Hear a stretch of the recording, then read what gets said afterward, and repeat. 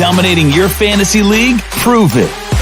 Shaping up to be a great game between these two teams. There's no telling what might happen. Enhance the game with 3 easy steps. Predict, compete, and win. Start now and play your first $20 risk-free. Only on WINVIEW. Like I'm in the big leagues. Yeah, I told him I'ma hit it out of stands. I deserve another 100 bands. I deserve another 100 fans. Told them this was always in the plans. I just did it cause they said I can. Blowing euros when I'm down in France. Labels asking how I build a brand. Told them put a check up in my hands. Do I got time? No cap. Made a few checks but they all in the raps. Had a few friends but they suck in the past. I don't even trip when I'm thinking about that. Hopped in the whip and we all in black. Shawty wanna ride till I hop in the back. 0 to 100 seen a rap on the dash. They ain't catching up, dog, I'm moving too fast. I'm in the big leagues. Told them don't miss me. Ballin' like Houston, ayy, feeling like Whitney. I need a bag, bruh, send it through quickly. I'm making hits, dog, like I'm in a big league.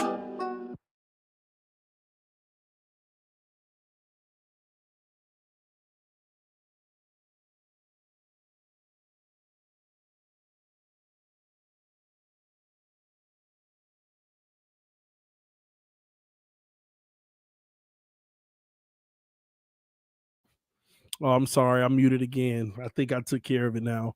But welcome back to TDPHINSTALK, home of the real Miami Dolphin fans. We are live here in the evening hour, 9:05 p.m. Make sure you hit that like button on your way in the building. If you're new to the channel, let your friends and family members know about TDPHINSTALK. We have officially reached 19,220 subscribers. We're growing pretty fast. We're on our way to 19,300, 100 at a time. Let's get it done. You all make this possible. You all make it happen. You all contribute to the growth by hitting the like button and letting your friends and family members know about the channel as well. We're humbled here at TDPHINSTALK for all the love that we continue to receive, all the support we continue to receive, although sometimes maybe it controversial. I think a lot of people love the truth. And at the end of the day, at least they love hearing someone's raw truth, whether it's right or wrong. This show isn't going to include any guests tonight. This show is going to be an official show, one where I get an opportunity to tell you my exact stance on every facet of this team, including pretty much our top 30 to 35 players. We're going to break it all down. I'm going to give you my true thoughts on the Miami Dolphins this year so far. I'm going to give you my true thoughts on players, their evaluation, their futures with the team.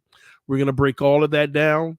I'm going to give you my raw, honest truth. Now, before I get started, I do want to be clear about one thing, and this is something that always goes under the radar. The reality is TD does have haters, and I don't mind that. And I want all my subscribers to the channel to know that I don't mind having haters. I don't want anyone getting into arguments and fights with those who hate on me, because you have to understand they are only doing their job, okay? This isn't a channel where we need to war, fight, bicker. I've realized that it's time to just get back to doing what I used to do, giving original content, telling you my thoughts, and letting time tell, letting all the dust settle. And we'll see what I say was right and what I say was wrong when all the dust settles. And I've been pretty accurate ever since I started this channel on the evaluation of this team, its players, and its future. Not perfect, don't get everything right, but I got a good grasp on what this team is. I don't use a biased opinion. A lot of people may think that because of their own biasness. The things that I say is unbiased, so it goes against what they believe. But I am here humbly telling everyone who's subscribed to this channel, who's a loyal viewer, it doesn't make me right. Anything I say does not make me right. It also doesn't make me wrong. But what we preach over here every single day is allowing time to tell. Instead of getting in our feelings, wanting to get, personal and all type of different stuff, we have to allow time to tell. Because sometimes time will humble you, me, and everyone else. So again, I'm going to continue to do what I do on this channel. And that's me. I'm going to do me, give you my raw, honest opinion. Nothing's wrong with disagreeing. Nothing's wrong with agreeing. Let's have a healthy conversation every single day. Before we get started into that, I do want to take a moment of silence. We did have a recent passing, like literally right before I went live. It was breaking news. The NFL community lost a legend. John Madden has officially passed away at the age of 85, if I'm not mistaken. That is an ambassador to the game, a man who represents the game and even culture, with the, a game being named after him, the culture that he brought to us as well. So we're going to have a moment of silence for John Madden.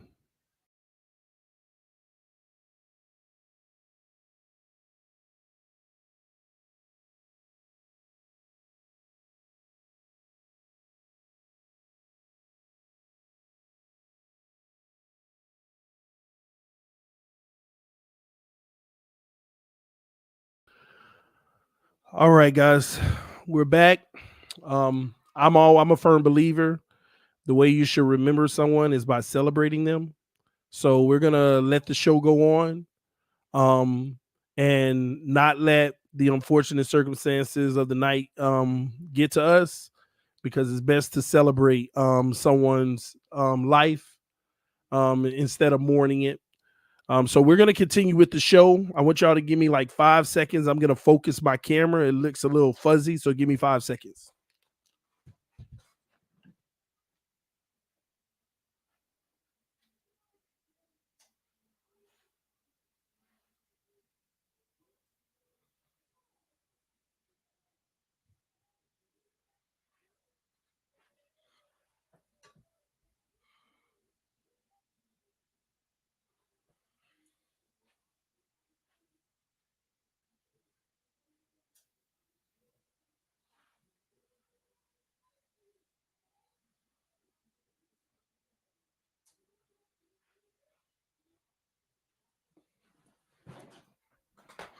All right, we should be good.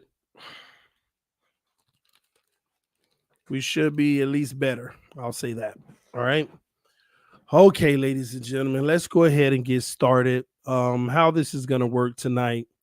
We are going to first start out by me giving my analysis over the last 3 years of the Miami Dolphins. The information that I know, I will tell you what is speculation, and I will tell you what I know to be firsthand information, and I'll tell you what's rumor and what's true and false, okay, as I narrate everything that we go through. All right. So first and foremost, we all are aware that the Miami Dolphins decided to go through a rebuild by trading away Ryan Tannehill and purging the team of some of its greatest assets. Kiko Alonso, Kenny Stills, Laramie Tunsil. We went through a process where we knew that we all put a timetable of about 3 years on a rebuild. This is officially the 3rd year of that rebuild, where the Miami Dolphins will finish out this year and we should be considered officially rebuilt. Okay. Now, within that process of rebuilding, we had a lot of ups and downs, a lot of inconsistencies, a lot of things, but that's what comes with the rebuild. Okay.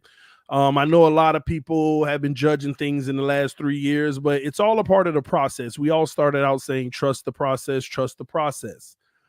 Now, here we are, 2.75 years later. That's kind of how I like to look at it. Maybe 2.85 years later, almost at the 3-year mark. Let me see here. Hold on, y'all. Give me 1 second. I got to make sure I start blocking certain ignorant people.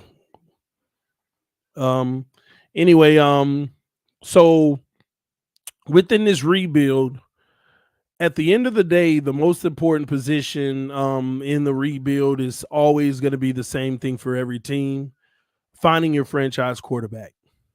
Now, when we hired Brian Flores, there was a lot at stake. We're talking about a minority general manager, a minority coach, one of the very few in the NFL. So they had a lot on their shoulders, okay? They had a lot sitting on their shoulders. But through and through, these guys so far in 3 years have a losing record. I see a lot of people throwing out the fact that, hey, they got a losing record. That's not good. First of all rebuilds aren't built the same. I'm going to caution people who feel like, hey, these coaches have a losing record. We need to move on from them. That's the most unfair thing I've ever heard. I mean, the first year we were supposed to have a losing record. We purged all of our talent. The second year we started out with a losing record with a whole bunch of nobodies on the team. And then we made something happen within that year. And so forth and so on. So a lot of those losses were a part of the process of growing as a team. Okay. Now, here we are moving forward today, and we have a season where this is what I call the test season.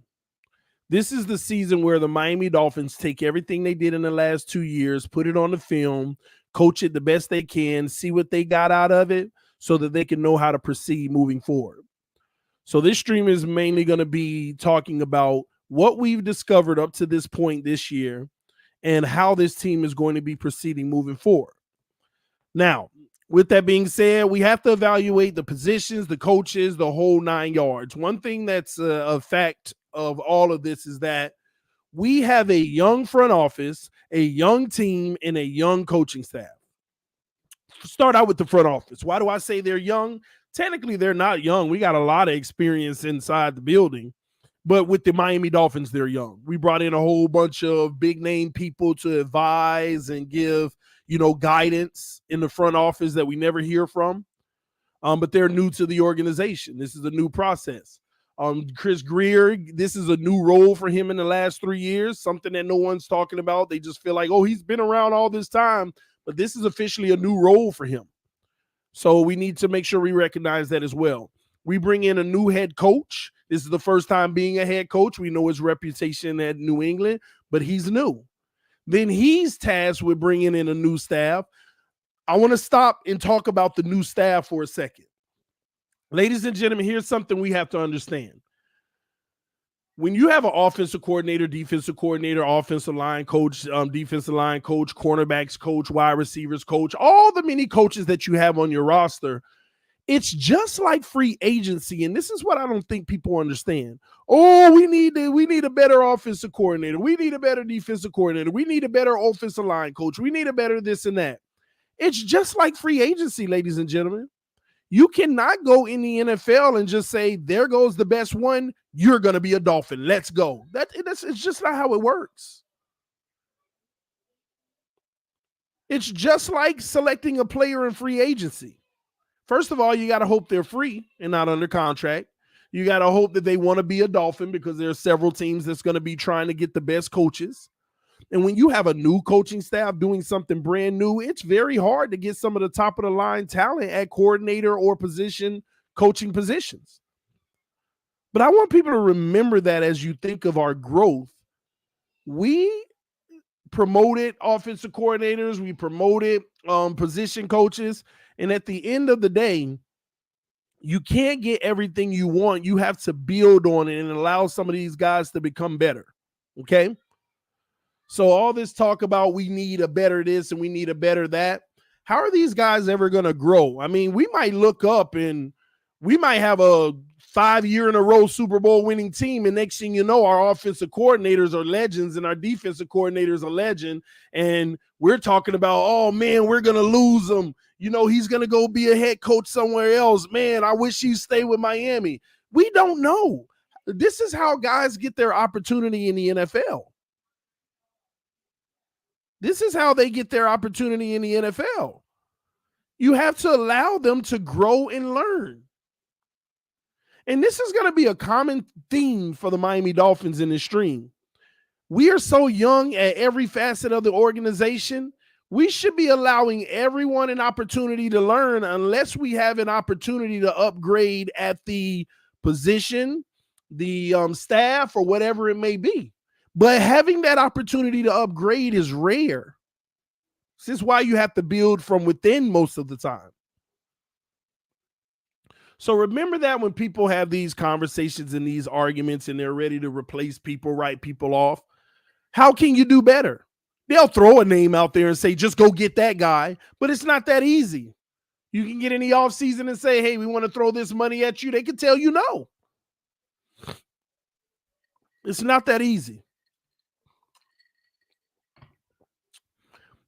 But we're going to talk about these coordinators and these position groups in a moment. But I like to think that they're doing a heck of a job. Okay. Now, let's move forward on this conversation. What I'm trying to do is make sure that we get rid of some of these theories that are floating out there that absolutely make no sense and have no logic behind them, and it's all driven off of emotion instead of being reasoned, having reasoning behind it. All right. Now, I want to make this interactive, so if y'all can help me out in the comment section, on a scale of 1 to 10, where do you have Brian Flores right now as the Miami Dolphins head coach? Help me out. Scale that from 1 to 10. Put it in the comment section now.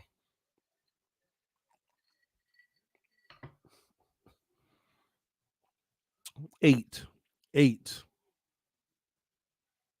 6, 8, 4, 8, 7, 6, 8, 7, 8, 7, 7.5, 8, 8, 8, 7, 9, 8, 7, 6, 8, 7.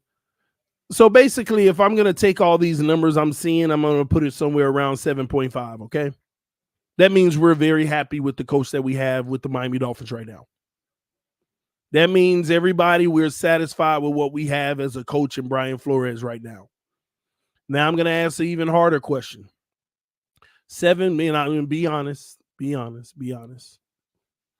7 weeks ago, when we were 1-7, what did you have Brian Flores on a scale of 1 to 10? Be honest.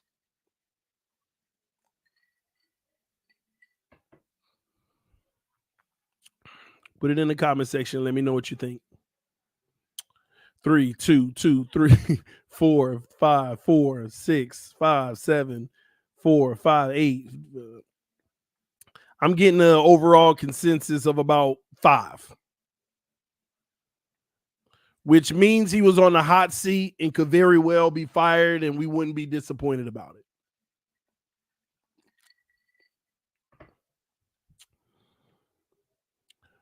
Why did it change? And we're going to talk about that real quick. Why was it that 7 weeks ago, Flores was at an average of a 4.5 or a 5, and now all of a sudden we're 7.5 in it? Why did it change? The easy answer is because we're winning games. Because in the NFL, what it all comes down to is winning games. It's that simple. Winning games. But why were we losing games? I want y'all to put some of the reasons in the comment section and be honest. Why were we losing games?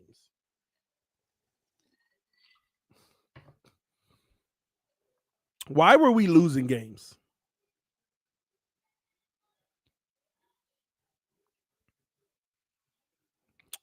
Offense, QB play, Watson, Brissett, rookies, zone defense, missing players, offensive mistakes, offensive line, coaching and QB play, bad calls, turnovers, Stephen Ross Watson, Tua's arm, everything went wrong. All right. I just wanted to get a gauge from everybody. Now, let me talk. First of all, we started this season. Game 1, 17-16 versus the New England Patriots. Hard-fought game, first game of the season. We got the W. Almost lost, but we made a heroic play on defense to make up for that. The reason why we were losing games early in the season is, first of all, we weren't playing the defense from 2020 that we knew we could play. And when you ask yourself, why weren't we playing the defense that we knew we could play? Listening to the coordinators today, a large part of that has something to do with chemistry, trying to get guys on the same page with new pieces and additions, which is fair. And also making sure getting guys healthy. All of those are logical reasons why we weren't playing the same defense, but I have to be honest with y'all. TD, personally, my personal opinion, I call crap. I really feel like it was bad execution by Brian Flores early in the season with his decision making. I feel like even if we weren't playing the level of defense that we knew how the right way, we still could have had a lot more success doing what we know to do, sending that pressure, letting those guys on the island be on an island. I put a lot of responsibility on Brian Flores in those first 7 losses. If I was to even give a percentage, I would have to say I put about 60% of the blame on Brian Flores in the losses early in the season, because he should have made the executive decision way back to play the way that we are playing now. And why do I say that? Because after the trade deadline and when we took that horrible loss by Buffalo, I believe, for him to come in the locker room and say, we're about to play a different brand of football, different style of football, that moment right there, they played a different style of football and it's been untouched since. And no one can tell me we couldn't play 75% of that brand before that. And I truly believe that 75% would have still been very dominant. Okay? Number 2, now that's 60% of the blame. Why do I also give Flores 60% of the blame? Because of Jacoby Brissett. TD, why would you blame Flores for Jacoby Brissett? That's his guy. That's who you brought in to play football. I don't blame Jacoby Brissett. He is what he is. That's why I try to tell people, anybody who blames Jacoby Brissett for being who he is, you're giving scapegoats out here. You're giving scapegoats. We played Ian Book last night. If Ian Book was our backup and he had to back up Tua from injuries, what, we're going to talk about Ian Book lost us games when we know who he is? We know what he brings? That's unfair. We know what Jacoby Brissett was. Not even close to the status of Ryan Fitzpatrick. Now, I understand moving on from Ryan Fitzpatrick and going ahead and giving a little bit more ease to Tua so he can make sure we win out the position, but that was a coaching decision to bring that guy in as a backup, knowing that you have a quarterback who could be hurt at any time. That is Brian Flores' responsibility to make sure that we have competent play in the event that our starting quarterback goes out, not that quarterback. Now, if this was Ryan Fitzpatrick and we lost all those games, I put it on Ryan Fitzpatrick because he's more than capable of at least winning us 2 or 3 of those 7 games. But I'm sorry. Jacoby Brissett is what we knew he was. And he played exactly like Jacoby Brissett. Nothing more, nothing less. This is why I give him no culpability. That falls under Brian Flores. That's the guy you brought in. That's the guy you picked up the phone and said, hey, Jacoby, you want to come play football? Let's go. That was you. So that's on Brian Flores. You brought us in a really bad backup. It's that simple. That's why he gets 60% of the blame. Why else were we losing early on? Offensive line. But I don't blame any offensive lineman. How you going to blame young guys for being young guys? Chris Greer deserves 20% of the blame. Any woes on the O-line is not the personnel's fault. It is the general manager's fault because he put that nucleus together. He definitely deserves about 20% of this blame. Jesse Davis, no excuse. You never went and got a real center. Dieter got hurt, he's back. Okay, if we're going to go with him, we're going to go with him. But he was out. We never had a real good replacement. Austin Jackson flaked out as a first-round pick at the left tackle position, had to relegate him to guard, and let a young guy in Liam Eichenberg, who has shorter arms, play left tackle.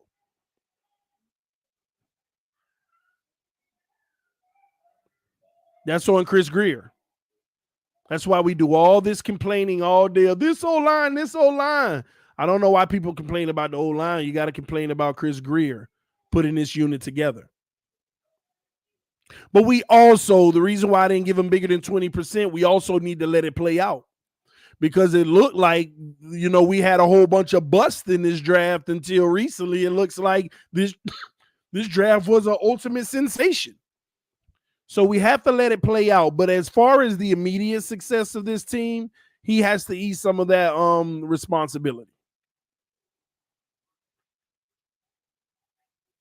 So we got 20% of the blame left. 20% of the blame left. Who do we put that on? Who do we put that last 20% of the blame on, y'all? We already got Flores with 60. We got Greer with 20. Who do we put that other 20% on? Y'all to think about that. Who do you really put that other 20% of the blame on? I want to put 15% of the blame on the entire roster, all the players. 15% of the blame goes to all the players. All the players. It's not Brian Flores' responsibility or Chris Greer's responsibility to not turn the ball over. Fumbling early in the season, interceptions early in the season, regardless of who it was. It's not their responsibility to not muff punts and kicks. It's not their responsibility to stop getting holding calls and all type of crazy stuff. It's not their responsibility. It's not their responsibility not to miss kicks. We played very undisciplined football early on, and I know we could blame that on Flores, but no, I'm sorry. Flores, that's all he does in practice and every day is teach discipline. I mean, I'll give you an example of that. Look at the Patriots in the last game. Belichick, the best in the league at discipline, and that team was faltering apart. That's on them at some point. I know we want to say coaching staff, but at some point, the team also has to own that. Muffing kicks, false start, all of that stuff. The reason why I do give them a short amount of blame is because they're young. There's a lot of youth.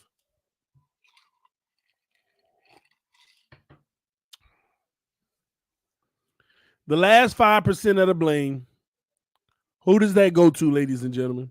I think y'all already know who it goes to. The last 5% of the blame. And it's such a small number. But I would be disingenuous and fake if I weren't honest. If I weren't honest. Tua Tagovailoa owns 5% of the blame. Your best ability is availability. That's number one. Your best ability is availability. Some people would give a much bigger percentage than 5%. And yeah, I'm cutting him some slack, but at the same token, he's a young guy. So I'm just saying, 5% of the blame goes to Tua Tagovailoa. You know why? Because even though he was out, that still goes in the Flores bank of bringing in Jacoby in the first place. Tua's inability to be available hurt the team this year. You know how everybody was like, if Tua played that game, we would have won. If Tua played that game, we would have won. And it's not to say it's his fault he's getting injured and not available, but it's the name of the game. You need durability at the position. You need a guy who can absorb more contact. The last two games, that guy took some hits, and I was proud. It was one of my proud moments of watching him absorb some major contact. I'm not going to be naive. I'm not going to sit here in front. I think Tua at a minimum would have won at least two of those games. Minimum. We wouldn't be sitting here talking about if we win this or if we lose that, blah, blah, blah, blah, blah. At a minimum, at least 2 games, we would have definitely had more right now. And that's big time. I got to give it up to the kid. That's 10 wins right now with Tua Tagovailoa. 10. Impressive. Regardless if it's led by the defense or not, still impressive.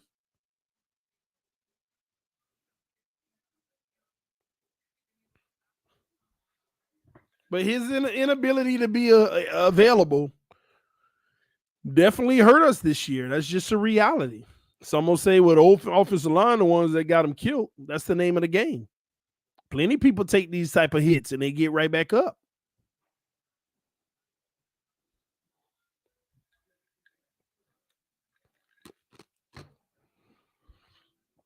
That's why we were losing early on. Now we're winning games. Why are we winning games? Put it in the comment section. We're going to do the same thing with winning because I'm showing y'all something here. Why are we winning games? Put it in the comment section.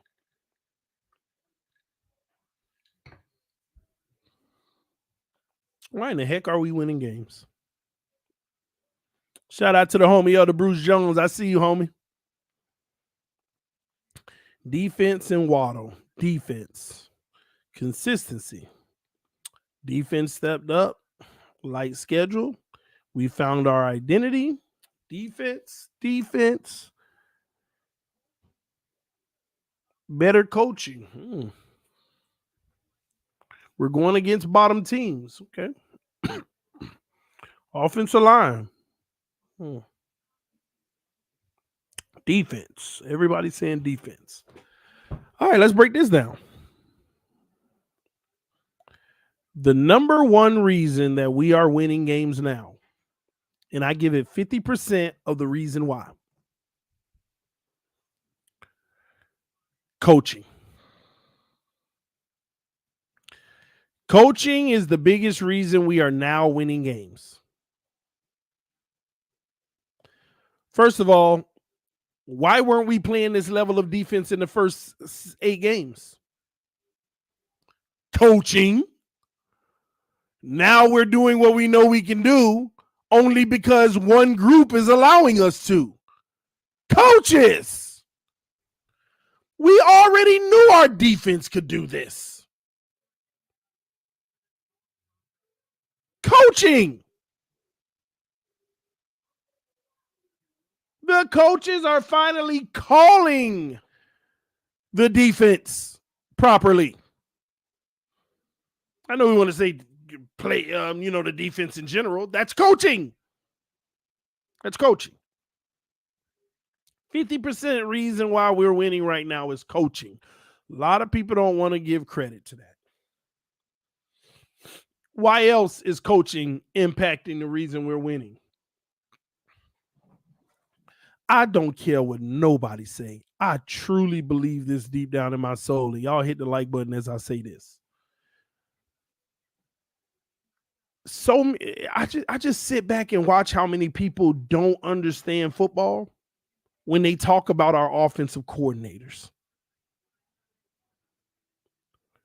Do y'all realize how genius these young offensive coordinators have been?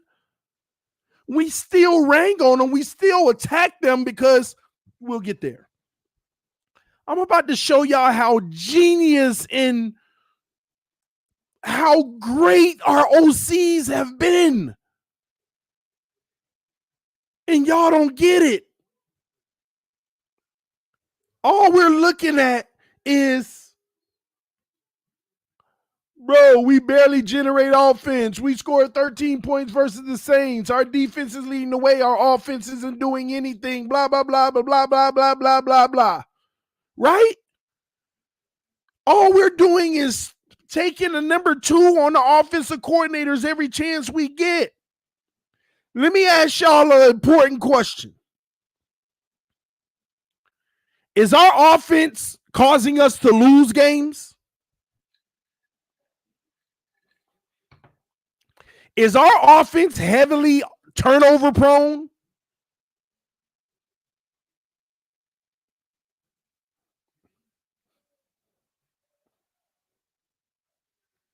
Our offense they ain't losing us games, and they not turnover prone. I continue to try to tell y'all this, okay? The offensive coordinators are dealing with so many limitations on this roster. They got an O-line that can barely protect more than 2.5 seconds. They got wide receivers with the exception of one who can't get separation. They got a quarterback who's consistently inconsistent, and you got to pick and choose which throws he can make. You have all these limitations that an offensive coordinator is given, and their job is to build an offense that would still produce something. I want y'all to think about this. You're the offensive coordinator. You come into an organization. You're ready to make a name for yourself, and they tell you, all right, we don't have a run game. We're young on the O-line. They can't protect on a consistent basis more than 2.5 seconds. On occasions, you'll get it, but not always. Your quarterback is really deadly in the short and intermediate at times. But anything deep or over the middle, you're going to have inconsistencies. You might get one here and there, and you might get a bad play here and there. One that costs you the reverse of the field.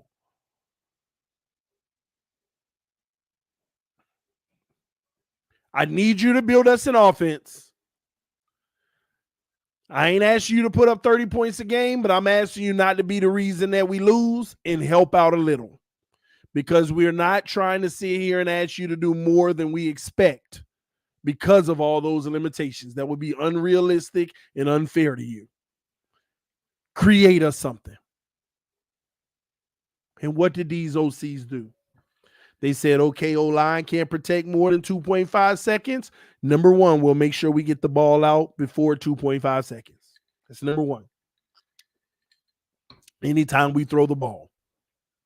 We can't run the ball, then we'll get creative. We'll create motions and short passes to supplement the run. Our quarterback is inconsistent downfield. Sometimes he'll give it to you. Sometimes he won't. He won't pull that trigger over the middle, over the linebacker, under safety. Outside the numbers, very skimp. Underthrows a lot, but deadly in the short and intermediate. Then we'll only do what he can do well. And if we're up in games, we'll flex out a little bit into some of that other stuff. Only when we're up and the defense is hitting on all cylinders.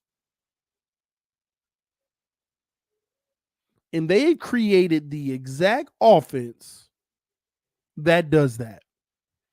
Is it blowing anyone out the gym? No, but it was never meant to be, nor designed to be. But it is sustainable enough to help win games. This is what they've done. Here's a little proof of that. I think it was Godsey today who had his press conference. I'm sure some of y'all saw it. He said out of his own mouth today. They said, about taking shots deeper in X, Y, and Z. Godsey said out of his own mouth, well, it depends on the flow of the game. If we're up by a lot and our defense is playing well, we might do a little more of that because we're up and we can risk it. If we're down, then you're going to get a different level of play calling. I don't understand why these coaches keep telling everybody what it is, but we still want to ignore the truth. He said it out of his own mouth today. Depending on if we're up or down, you'll get different play calling. We found ourselves in this game up with the lead that we felt very comfortable with and a defense playing the way that they were. We could take a few more shots. And that's what we did.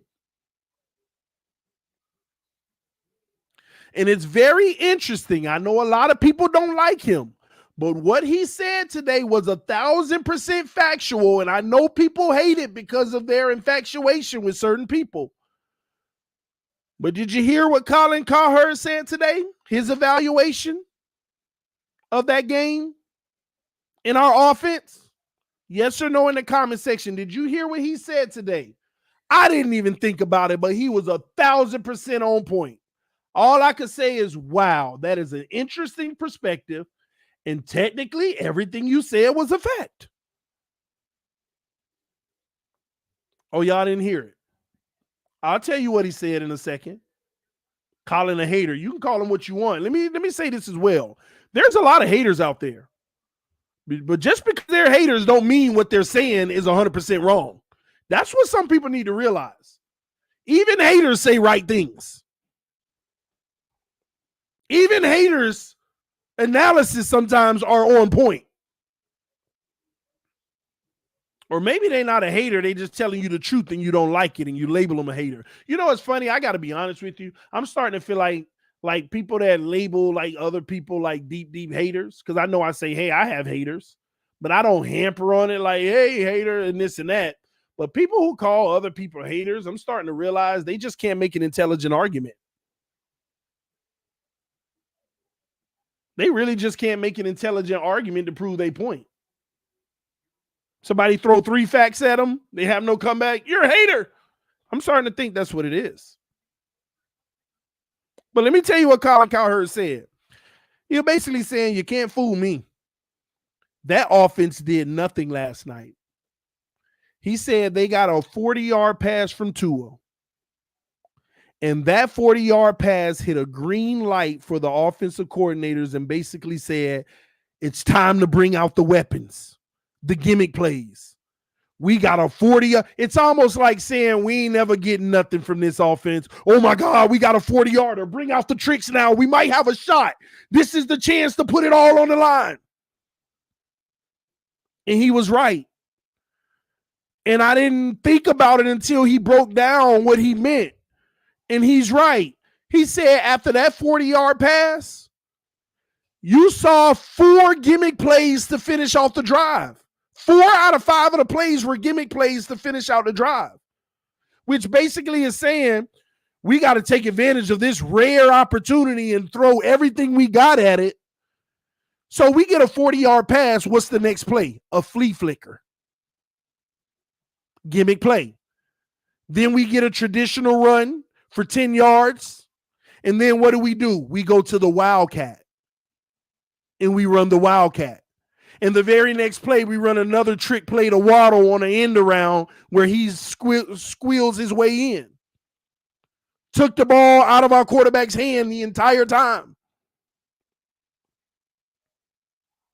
These offensive coordinators basically said we barely can do anything with this offense. And so if Tua can give us that 40-yarder, we got to go for broke on this drive. That was the only scoring drive. We had 5 gimmick plays in that scoring drive. We can't run a traditional offense. Like he said, Josh Allen, he can go just make a big play, touchdown. Joe Burrow can just go make a big play, touchdown. Herbert can go make a big play, touchdown. We got to get a 40-yarder and be like, okay, let's bring out all the stops. Let's bring out all the trick plays. 4 out of 6 plays on that drive was a trick play.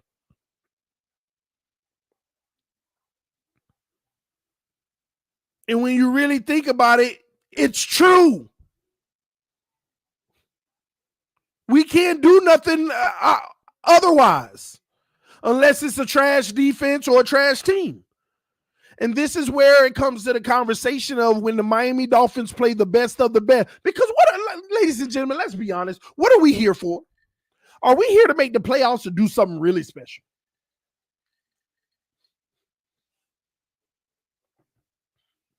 What are we here for?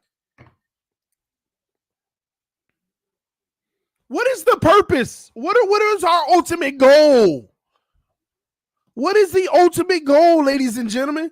Because the saddest thing about all of it, I've been hearing a lot of stuff lately, and the ultimate goal of winning a Super Bowl isn't coming out of anybody's mouth. They just want to be competitive. Like our expectation, playoffs is our goal now? Really? Have we dumbed down our expectations that much that all we care about is making the playoffs? If Tua could become more consistent, he could be our guy. He is showing me flashes, whereas last year I was nothing. I agree with that. At the end of the day, there is only one goal in the NFL, and that is to win a Super Bowl. You try to figure out any and every way you can every week to get closer to that goal, not just make the playoffs. But I get it. Dolphin fans have been beat upside the head so much in not making the playoffs that our ultimate goal now is just to make it. So when we make it, then what? We want to turn into the Cowboys of the 2000s and just first round exits every year, or wild card, or last game not get in every year. Is that what we want to do? Be a perennial team that just doesn't do anything, but we make it to the first round?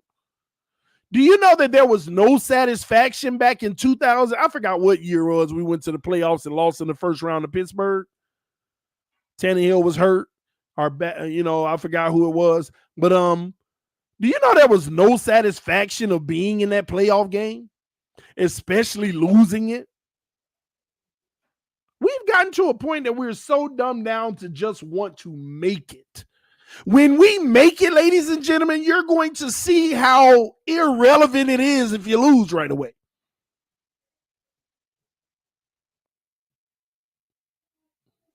You're going to see how irrelevant it is to lose in the first round anyway.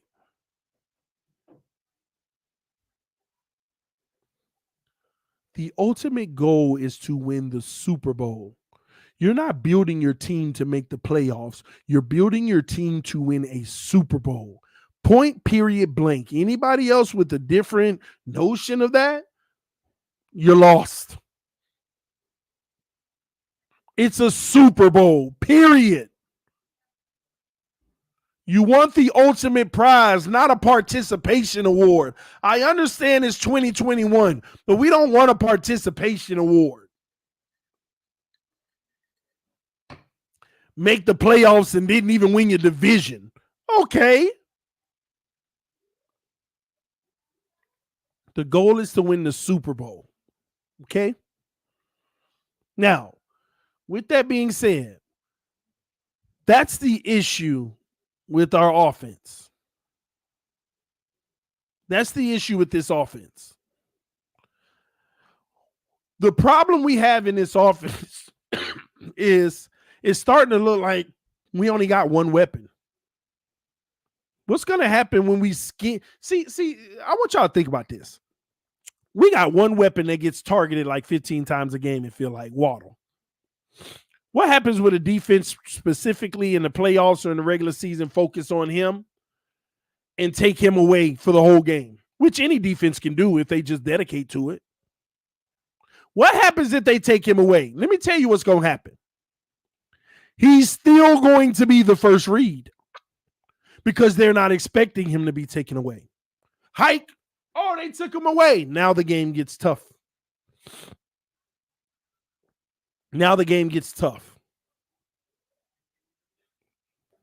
Last night is a perfect example of what I was telling y'all for the last 4 weeks, and y'all keep getting mad at me.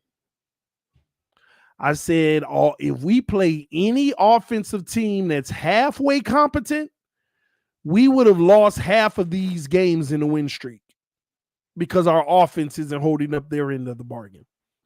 If we play any offense that's halfway competent, we would have lost half of these games.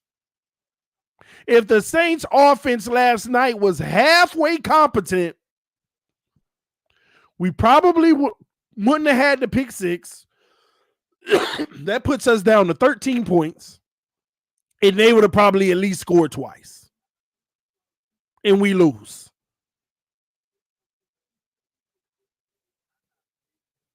Our offense has to be better. But how can they be better?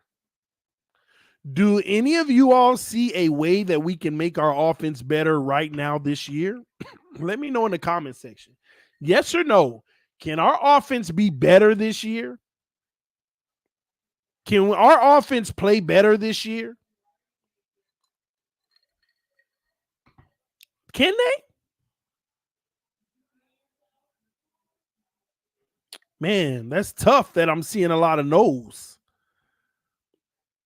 If y'all truly believe our offense can't play better this year, then y'all proving my point.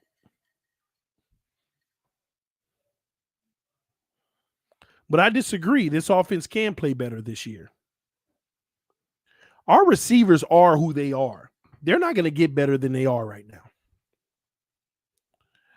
Our offensive line, do you think they can get better at this point for the rest of the season?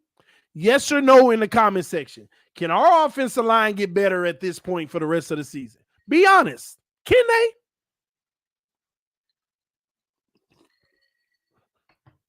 Yes or no? I just want a simple answer. Yes or no? Can our offensive line be better this year?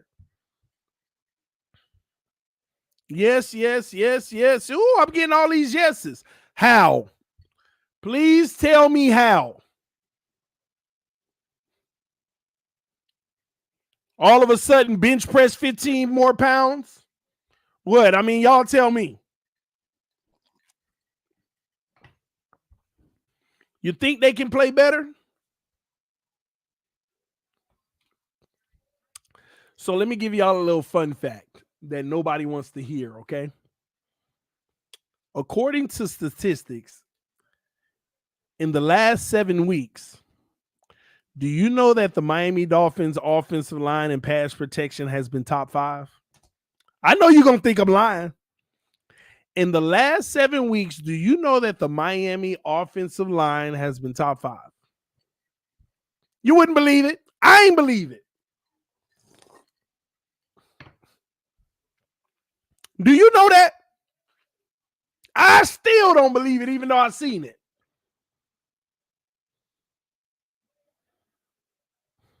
Top 5.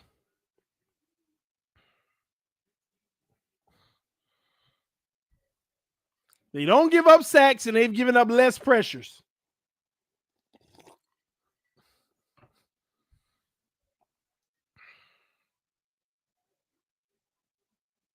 Go look it up. Pro Football Focus. Go look it up. Go look it up. Go look it up.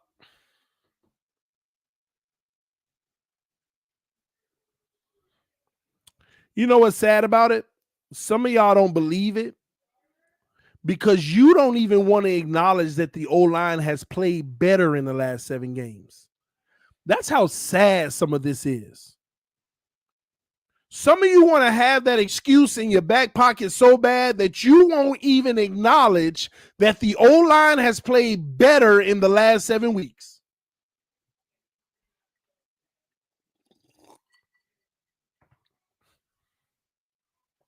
You don't even want to acknowledge that the O-line has played better in the last 7 weeks. TD, one team wins the Super Bowl every year. I even with Watson, do you really believe we could win it over a team like the Bucs? At least playoffs shows progression, TD. Yeah, with Watson, I believe we could. Team level. I'll break that down in a moment, by the way. Just for you. That's because we get rid of the ball in 0.03 seconds for a 5-yard gain, which isn't true. You're exaggerating 0.03 seconds. Just not true. The stats show is 2.7 seconds right now in the last 7 games. Were they top 5 last night? That's interesting. That's interesting you say that, and I'm so happy you said that, G Firm. Were they top 5 last night? Watch this, ladies and gentlemen. On a scale of 1 to 10, what do you rank the offensive line last night? On a scale of 1 to 10, what do you rank the offensive line last night?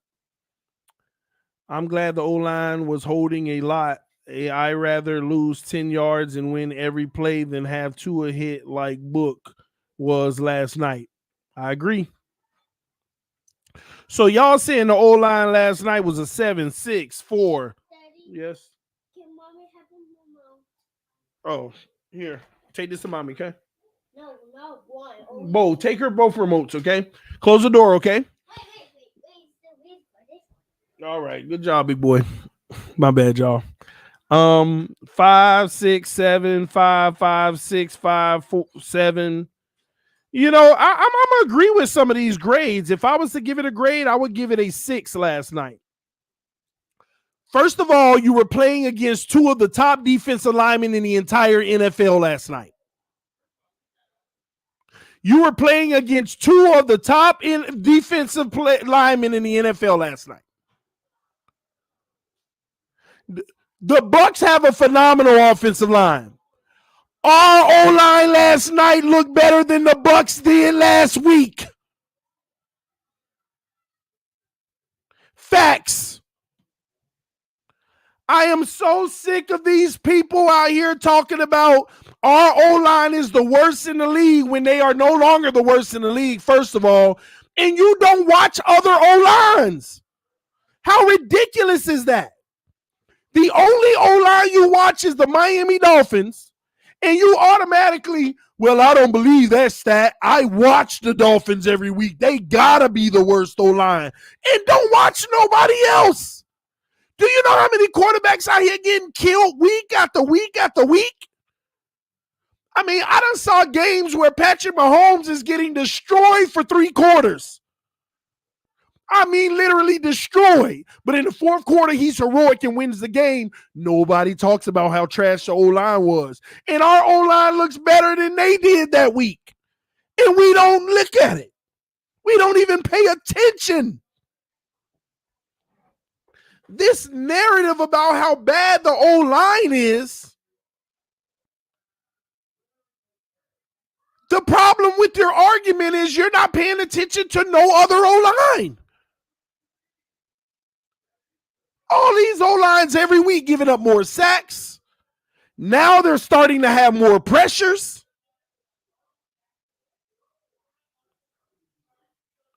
For the life of me.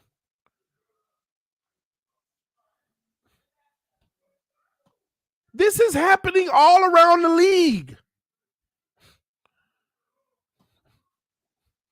Look at what our D-line is doing to every O-line.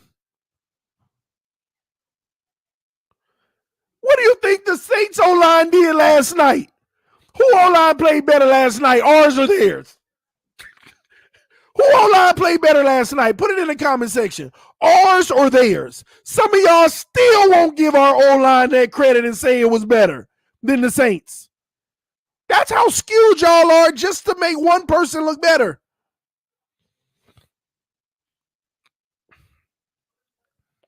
I want answers. I don't want you to run away from it. Whose O-line was better last night, ours or theirs?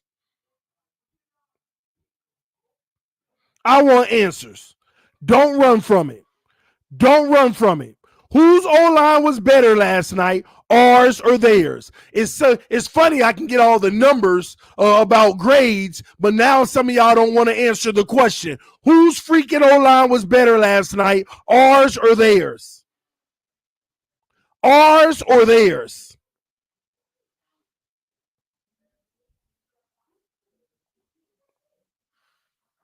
Well, I gotta block this clown. He just always in here. So here we are. We trash our O-line last night, but it played better than the opposition.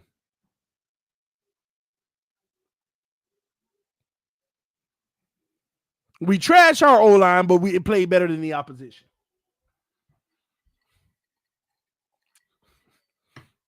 Somebody said too many holding calls. You forgot in the last 7 weeks we barely had any penalties? So what? They had one game where they had a lot of holding calls. Put it all together, we probably still the best in the league on the O-line and penalties in the last 7 weeks. These guys done had like 3-4 games with 0 penalties. Yeah, but we don't want to, ladies and gentlemen, we don't want to notice that. We don't want to look at how many games in the last 7 weeks these guys ain't had a single flag. Any flag we got was from a holding call from a freaking tight end. A tight end.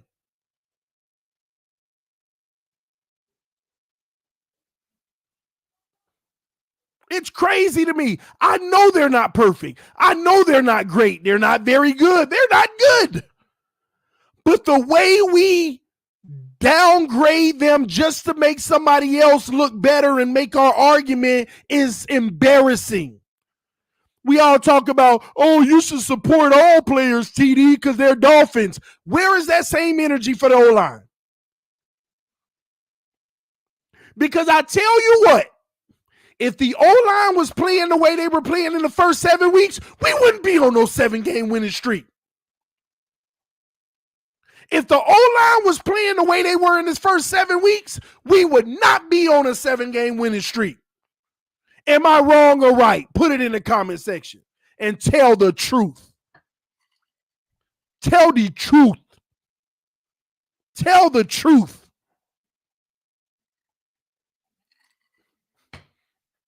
Tell the truth. Yeah, but once again, I don't see nobody answering it. Thank you. There they go. Facts. Facts. Straight facts. So first of all, 50% of the reason why we're winning is because of the coaching. Okay? Another 20% of the reason why we're winning is Chris Grier. Because in this 7-game win streak, his draft picks that we thought we were writing off have turned out to be some of the best players on the team. Good job, Chris Grier. Those guys are fitting in, playing their role, and playing it well right now. Another 20% of why we winning is the entire roster. The players believing in the system, believing in each other, never giving up, always having Flores back and playing for one another. And the last 10% of why we're winning. The last 10% of why we're winning. Guess why? Put it in the comment section. What's the last 10% of why we're winning right now?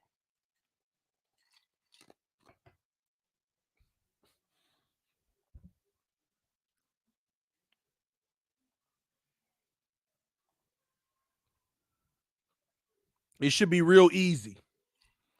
Tua Tagovailoa. It's not Waddle. Waddle's doing his job, ladies and gentlemen, albeit he's doing it well. But you got to give credit to Tua Tagovailoa because without him, Waddle wouldn't be doing anything. 10% of the reason why we're winning is Tua Tagovailoa. And it ain't even so much of his aggressive play moving it forward. It's the fact that Tua is still not turning the ball over at a high clip. He gives us one terrible one a game, which is still unexplainable. It just doesn't make sense. But he's not turning the ball over at a rate of most quarterbacks at his age and on this stage would be doing. He's completing the ball at a very high clip in the short and intermediate, making plays, trying to get down the field. We're playing the field position game. And he's doing his job and doing it well. Could Tua be playing better, y'all? Put it in the comment section, yes or no. The O-line could definitely be playing better, I think. They could do a little bit more. I think we close to their peak right now, but they could do a little more. But could Tua Tagovailoa be playing better right now? I think everybody who's fair would say yes. And it ain't, you know the thing about Tua, he could be playing well, and the crazy thing about it is we don't even need him to play better by much at all. Like, if you give a scale of 1 to 10, he's been playing at around a 7. To be quite honest with you, all you need for him to do is add a 0.8, 7.8 worth of play. Let's look at the last game. Let's talk about what that 7.8 is. Where is that 0.8? Where can he get that from? So, quarterbacks are going to turn the ball over at times, right? But when you look at the turnovers he has, they're not your typical tip ball or 50-50. Oh, they got that one. They are egregious. They are clear as day. Like, I'm looking for the Tua turnovers where off the fingertip of the receiver picked, or just missed them and it bobbled into the hand. Batted at the line of scrimmage and they got it. Or 50-50 and all, they won that battle over the receiver, not the quarterback. Those are fine. But Tua don't throw those. But that tells you he is superior. That's not even a word. I'm about to say superiorly. He has a superiority of not turning the ball over in the common turnover category. But when he turns it over, it's egregious and 100% could have been avoidable by him. That's why he can be better.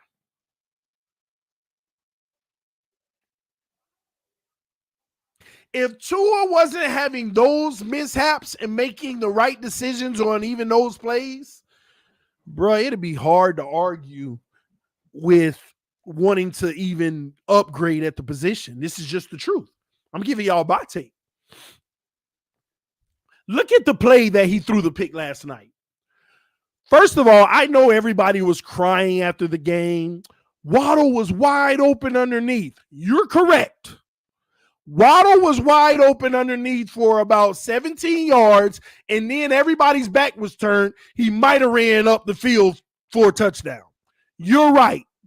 But in Tua's defense, when I look at the quarterback view of that play, oh, that was a beautiful decision and a big boy play to be made. He just missed the throw. Y'all don't realize, I don't know if that was Hollins or who it was, but Hollins was creeping around the defender, and Hollins was going to be wide open in the middle of the field. He would have caught it and got banged, but it would have been a 40-yard down the middle of the field, glorious, one of the best plays of Tua's career, and you would have been like, ooh, now that's what I'm talking about, boy. I commend the decision. The execution was horrible. I know Waddle was wide open underneath, but I saw what he saw, and I loved that he saw it. Oh, my gosh. When he threw the ball, I said, oh! But it was misfired. So I kind of give him credit for seeing what I saw, going down that middle between three defenders. That guy was there to be had.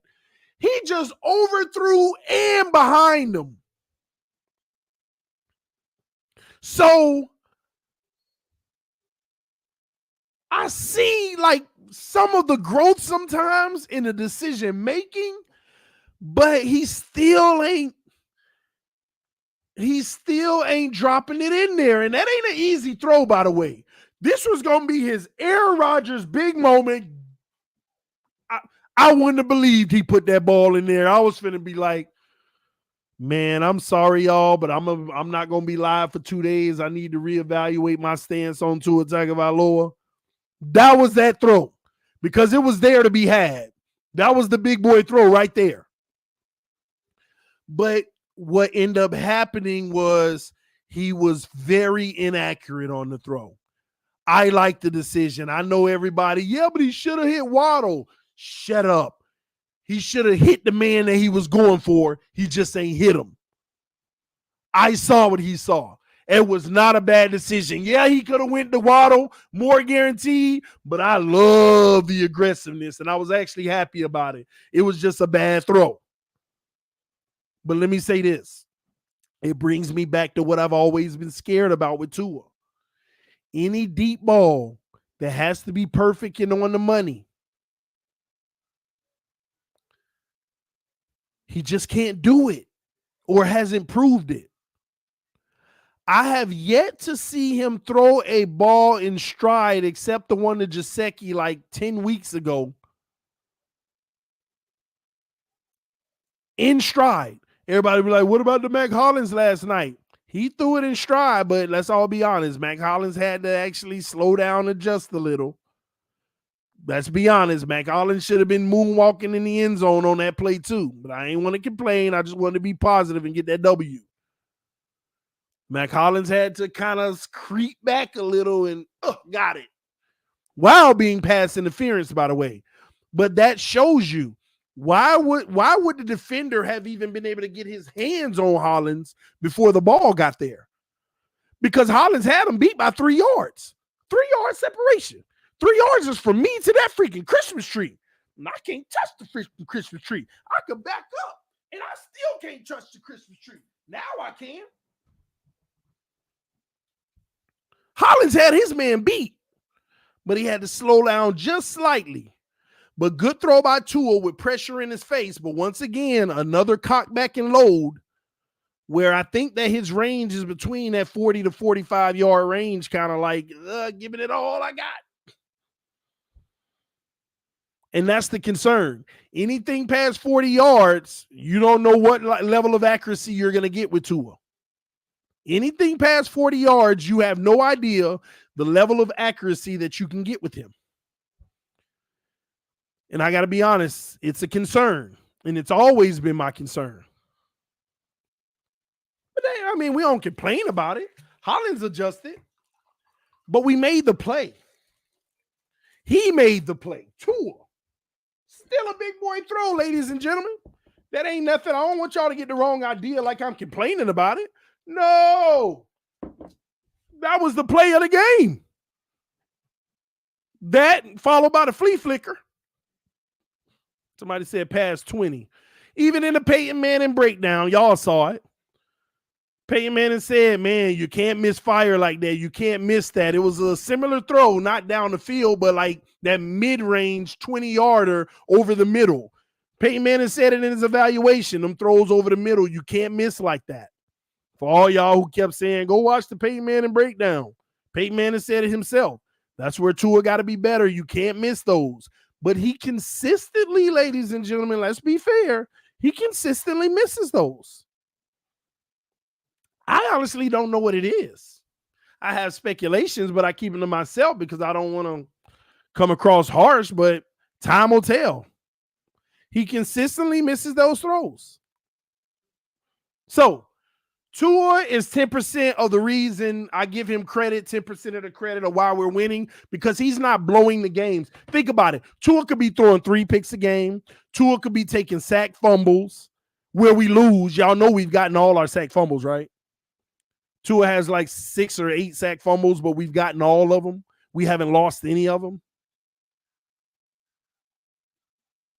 So a lot of good things are going our way, and he's not causing us to lose games. And at a starting point, that's all you can ask for in your quarterback. That's all you can ask for. All right. So with that being said, ladies and gentlemen, as we have 640 people watching with 300 likes, let's hit the like button and get over 400. Show your love and support if you're enjoying the content. I do my very best. I'm not perfect, but if you want to help the channel out, hit that like button. We're at 19,220 subscribers, almost at 19,300. We're trying to get to 20,000, all right? So help us get there by hitting that like button, letting other people know that we are live and we do exist over here, okay? Appreciate y'all love and support. Now, with all of that being said, it's time to break down this whole team one by one in their futures. Starting at the top of the charts. Number 1, who's at the top of it all? Chris Grier. Chris Grier ain't going nowhere. He will be our general manager for a few years to come at a minimum. Chris Grier is going to have the hardest offseason in his career this year. Chris Grier has officially been saved. He was on the fence about 3 months ago. Let's be honest, y'all. But lucky for him, Austin Jackson still ain't playing great, but is serviceable at guard. Javon Holland is his saving grace. Jalen Phillips and Jalen Waddle has saved his job. Not only that, the offensive coordinators being able to do what they can with Tua, making him what he is, at least at this point, which is marketable, has saved his job. The one thing he can't escape is the Noah Ig monogamy, but who doesn't get something wrong? Chris Grier is going to be fine whether you like it or not. He's going to have the biggest offseason in his career. He still has the quarterback situation over his head. I keep trying to tell y'all think it's Grier, but it's really, this whole drive is being led by Ross. We'll let time tell. I'm not going to get into that conversation right now. But he's going to make some decisions this offseason. He's also, this is the last offseason. You're going to see it all happen this year, ladies and gentlemen. You're going to see the additions at every position. Whatever they do this offseason is what they believe is the issues and what they believe is the positives. Point blank. Chris Grier, this is the offseason right here that's going to cement his legacy as a Dolphins general manager for the next 1 to 10 years, however long it lasts. If it's successful, it could be 10 plus. If it bombs, it could be 1. This offseason right here. And I got to be honest, this offseason, he's going to make that O-line one of the best in the NFL.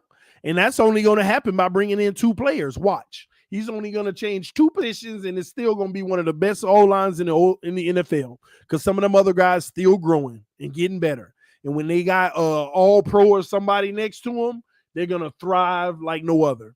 He's also, in my opinion, going to bring in another quarterback. Y'all can argue on who that is. He's going to bring in a franchise quarterback because at the end of the day, right now, Flores and Grier are going to be stuck in a situation where the quarterback is going to determine their future. And they can gamble on a hopeful or they can gamble on a guarantee. One guy, they'll be able to point out all the other flaws. The other guy, people will still scratch their head at what's the problem. And that's why I think they're going to end up bringing in another quarterback as a franchise quarterback. We'll see. He'll also make some valuable trades this offseason. Players like potentially Devontae Parker, Mike Gesicki potentially. He also will be redoing contracts this offseason like Emmanuel Ogbah, Mike Gesicki potentially. It just depends. There's a lot going to happen this offseason, man. But Grier is here to stay. His future is cemented. The Xavier Howard decision is going to be huge. You had people bidding for him in, at the trade deadline, but Grier wanted or King's ransom. Will he get it now with a year older? I don't know. But listen, y'all about to hear me say something, and I mean it. If we do make all those changes, I would like to see X remain because I want to see this defense intact and what it can do with a great O-line and a franchise quarterback. But we'll see. We shall see. All right. So that's Chris Grier. Flores, once again, he's just fine, ladies and gentlemen. Flores is going to do his job no matter what, whether we bring in new players, whether we keep the ones we have. Flores is just going to do his job coaching. But the unfortunate thing about Flores, depending on what Chris Grier does, it will mean his job when it's all said and done. It will mean his job when it's all said. Him and Grier, they're going to be tied together at this point. Next year is playoffs at a minimum or bust, regardless which direction you go. Tua, franchise quarterback, O-line, it don't matter which way you go, it's playoffs or bust. Minimum. As a matter of fact, playoffs are fired, both of them, next year. Okay? All right. Offensive coordinators, they're going to be praised. They're going to continue the way that they were this year. They're going to keep the same system. Maybe new personnel, we shall see. But those guys are going to continue the way that they are right now. I don't see any major changes happening in the coaching staff, ladies and gentlemen. I don't see any major changes happening at all. Defense, you see how they're playing? They're not going to mess with the defensive coordinator position. Offense, I'm trying to explain to y'all. You don't want to believe me, but that is your business. They feel like these offensive coordinators are doing God's work right now. Some of y'all don't believe it. Y'all think they holding people back and they're trash. But that's why you're going to be disappointed next year and upset when they're the OCs again. Because this organization feel like they're doing God's work and doing a great job doing it. And I don't mean that literally for all my Christians. You get the analogy. They think that these guys, with all the limitations that we have on this offense, from the O-line to the lack of receiver separation, no run game, and quarterback limitations, they have done a hell of a job making something out of nothing. Somebody said OC inexperience. They're getting the experience now. You're going to look up in a year or two, and you're going to say OC's experienced. OC's up for a head coaching job at this place or that place. No, we don't want to lose them. That's the goal, but that's what y'all might end up seeing. And y'all know me 3 years, 4 years from now when they saying that, I'm going to be like, yeah, well, all them people who was ragging on them just to make another person look better. Somebody said no offensive creativity, no rollouts, sprint outs, no moving the pocket. No moving the pocket. Let me see here. It went by so fast. Once again, it's easy to say what they're not doing from the outside looking in. When you see the limitations that they know that they have. See, I've been previewed to speak to someone who's watching practices every day, who's watching the level of trash on the field every day in practice. And I'm not going to name names. I'm going to leave it at that. See, what some of us aren't doing, if you were at practice watching what I'm hearing is happening, you would commend these OCs for what they're doing, not being aggressive, dialing it back, and all of that crap. You would commend them.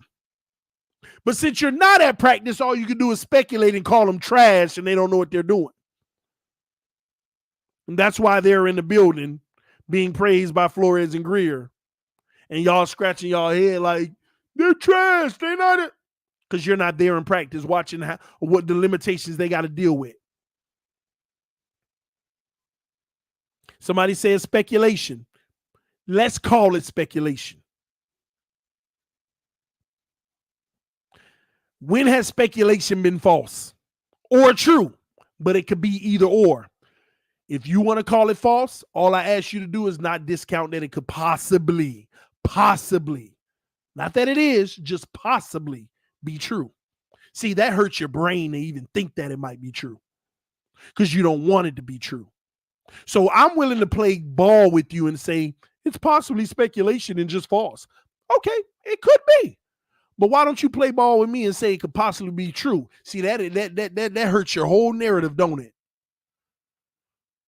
That hurts your whole narrative, don't it? See, that's what we do on this channel.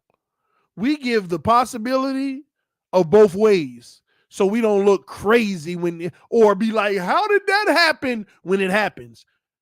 Instead, we're like, well, that was a possibility. We all knew that. Don't be a simplistic thinker, thinking one way like the other way ain't possible. That's for limited people. Now, I know that possibility doesn't fit your narrative because it hurts someone else, but that's just how it works. That's just how it works. Said TD, show that ink. I just got some flames in my Dolphins. That's about it. That's all I got. I want to get some more, but that's all I got.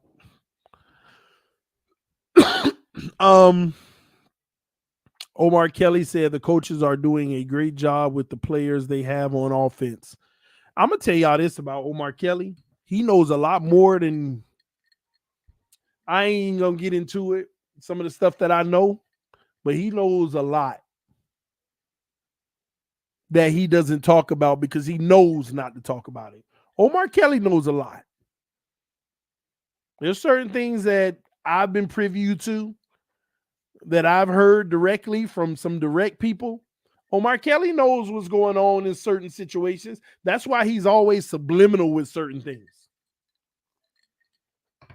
He says it without saying it. And sometimes I hear him say it. I'd be like, just say it, jump out there and say it.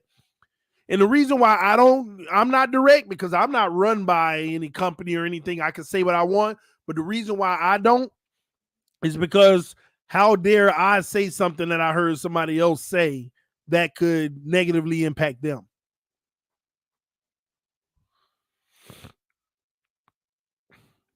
How dare I? I wouldn't dare do that.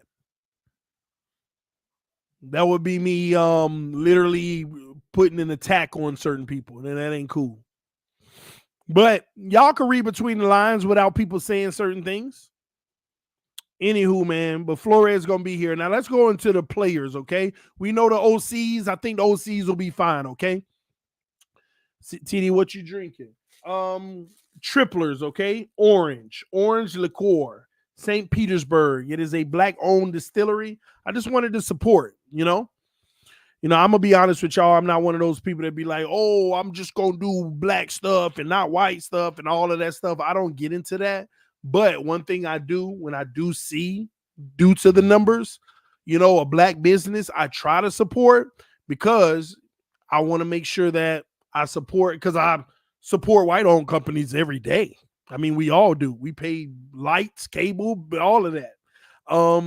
So I just try my best to support as much as I can, especially in the black community. I love seeing African-American people start businesses, because our people struggle to do those type of things, anything entrepreneurial or to better, to create wealth. We struggle with that. This ain't a white or black thing. I just know that as a black man, that our community as African-Americans, we struggle in those areas. So when I see those opportunities, I try to support. So this is a company out of St. Pete, Florida, produced by and bottled in St. Pete, made with real orange liqueur, Florida oranges, 52 proof, 26%. I can't even talk straight, so it must be good. And Triplers orange. So it was like a Christmas thing. So I just wanted to show some love and support. So if you're white or black, show them some love. Triplers, all right? It should be in your local stores and stuff. Look for it. It's orange liqueur. It's real smooth. If you're a child under the age of 21, don't listen to nothing I'm saying right now. I'm not a role model.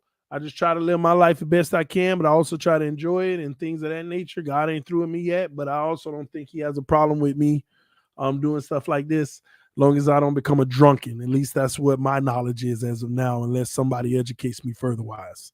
But that's where I am, all right? Support small businesses. I agree. All right, man, let's keep it going, all right? Triplers, yes. Is that how you spell it? 2 P's.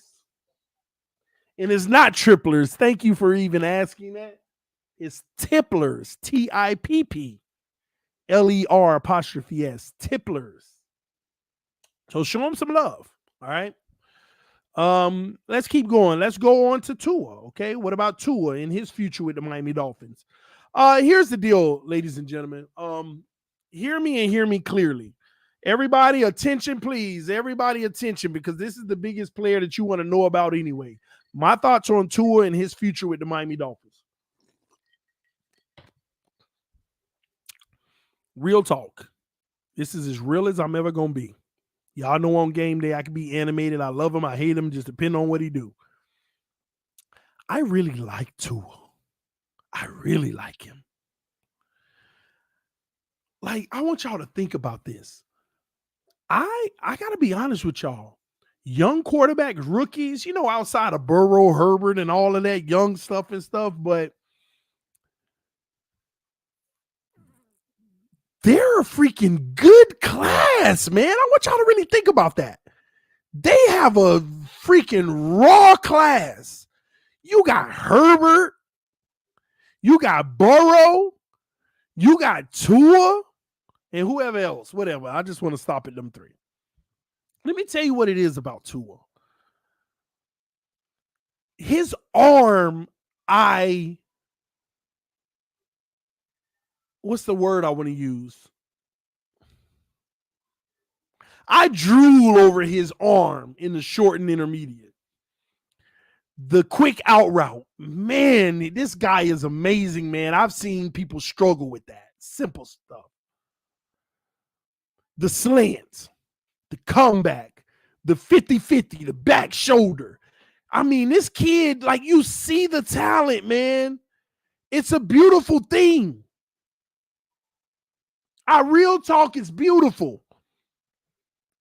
And I'm starting to fall in love with his pocket presence more and more. I know it ain't easy behind a bad line, but he still makes things happen. I really like Tua.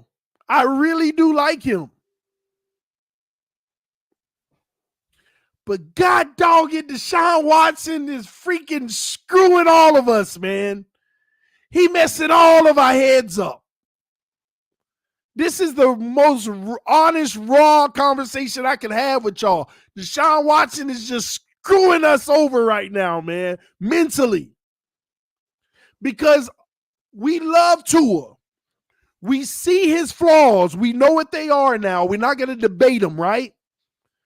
He can get better at them. You don't know how much better he'll be. You don't know if he'll always struggle at it. He's going to win games. He'll never be a bum. Like, this is what you want from your one quarterback to start. But you still don't know. Like, you want your young quarterback to be Tua Tagovailoa personified. Yeah, if you got Herbert, oh, yay, that's even better. Burrow, the way that them guys are doing certain things, better. But the bare minimum of what you can ask for in a rookie QB, you are already exceeding expectations with Tua Tagovailoa. He ain't playing like no bum Trevor, no freaking who that bum is with the Jets. All these bums out here. He ain't playing like Jalen Hurts, which I think Jalen could be all right eventually. I just think he's a backup eventually, but he can do some starting for a while. TD is the alcohol, bro. Well, maybe it is, but at least it's bringing the ultimate truth out. Let it be. Let it be if that's what it is. Yeah, that bum Zach Wilson. Tua ain't nowhere near them bums. Tua ain't nowhere near them bums. Okay? He ain't nowhere near them bums. Anybody should love Tua. Like, if Watson wasn't even a conversation, it'd be like, man, Tua be struggling. He be tripping sometimes, but he young, blah, blah, blah. We good, though. It's okay. Let's let him grow. We good. We good. We good. If Watson wasn't in the picture, all us, man, I like Tua. Tua straight, man. He good. We straight. Blah, blah, blah. Right? But Watson, man, it is so freaking unfortunate for Tua, man. Because, and again, this is if Watson clear his situation. Now, y'all gonna think I'm wrong for saying this, but there's always been a part of me like, if Watson don't clean his situation, then oh well, hey, I'm fine. We good. It's all right. But God dog, Watson is literally a possibility. It ain't the fact of, oh, we want Watson. Do you know how hard it is for a guy like Watson to even be a possibility for the Dolphins? See, all y'all Alabama fans, y'all don't know what it's like to be a Dolphin wanting a franchise quarterback. Y'all have no real idea what it's like to be a Dolphin fan wanting a franchise quarterback. And now it's like we're being spoiled with the potential of riches. You got Tua Tagovailoa, who ain't all there yet, but great upside. And man, look at where he's starting. Nobody can complain about. You can criticize his play right now, but it's way above where Tannehill was. It's way above all these other bums, young bums in the league. But you still don't know. It's Steer Baker Mayfield early career looking. You don't know, which I know he's going to be better than Baker, but you don't know. The you don't know is just sitting right there plastered on the wall. There ain't nothing wrong with believing, but if you want to be 100% honest with yourself, you don't know. Gosh, man, everything we've been through, You don't know. And since you don't know, it freaking sucks. Because he could be the one, but we don't know because he may not. We've lived through too much. We don't know. We've been through too much. We don't know. And when you get a guy who's top 5 saying, I want you,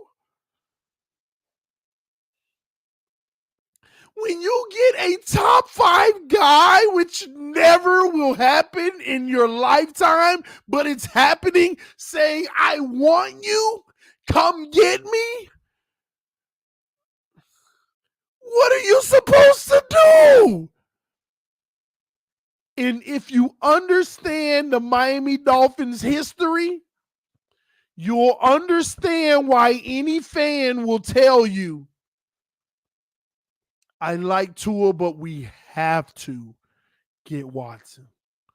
Because we lived in so many years of we don't know. For once, we have to get a known at that position. It has nothing to do with Tua. It's not a negative knock on Tua. But God, dog, this is a tough situation that ultimately, forget fandom, forget whether you want Watson or not. The wise decision, period, is just to get him. There ain't no wiser decision. If you don't get him and you could have and you stuck with Tua, you are officially gambling. Even if it works out, yay, but you gambled. What we've been through in the past, that's why I know they're not going to gamble. Stephen Ross is literally telling you, I'm on my last years. He's telling you that in the media. I want a Super Bowl and I want it soon. That should tell you he's not going to gamble. He is going to do everything possible to make it closer to a guarantee. Even if it don't happen, he owes himself that. He owes us that, but forget us. He owes himself that. This man is 81 years old and say he will see a Super Bowl winner before it's all over. He owes himself that. He ain't at an age where he could take risk and be like, well, let's just see if Tua's the guy, because you're never going to get this opportunity again. Never. We're still mind blown that we have it now.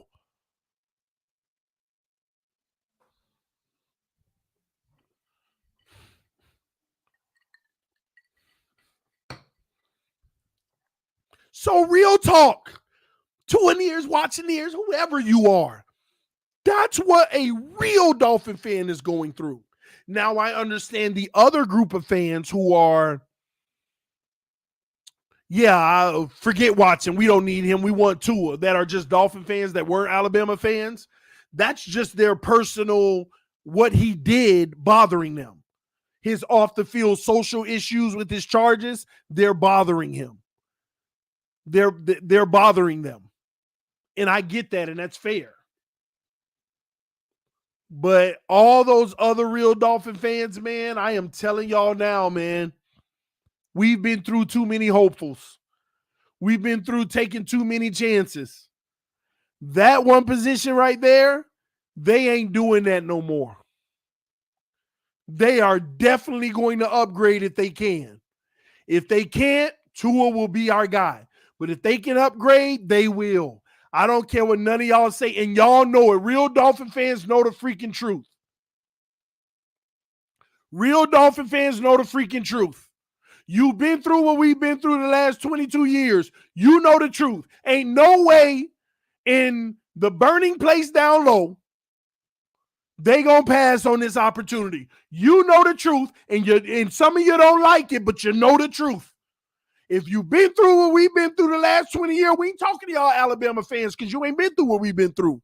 You don't know how we feel. You don't know. If you did go through what we went through, you would see what I'm saying right now and be like, this dude telling the 1,000% truth, straight facts. You're saying this whole thing ain't got nothing to do with Tua. This ain't got nothing to do with negativity about Tua. This has everything to do with what we've been through the last 23 years. And to have the defense we have right now, you'll never have this window again for a long time. The Dolphins in the offseason will go for broke. If he straightens his situation, he will be a Dolphin.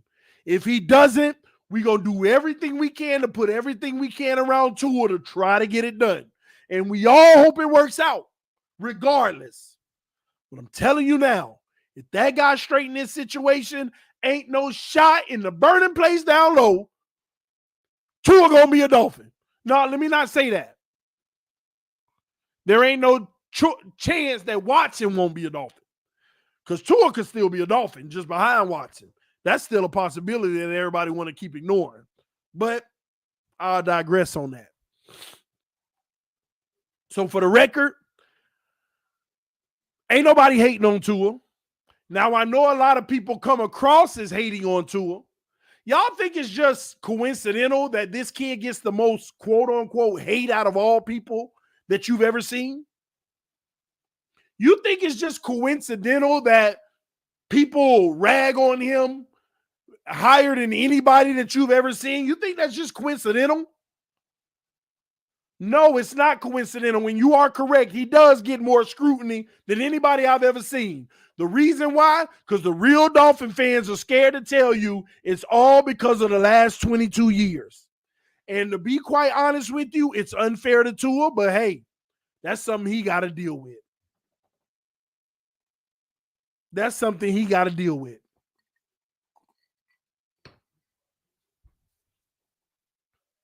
That's something he got to deal with, man. Now, you come out and win us the Super Bowl. Right now.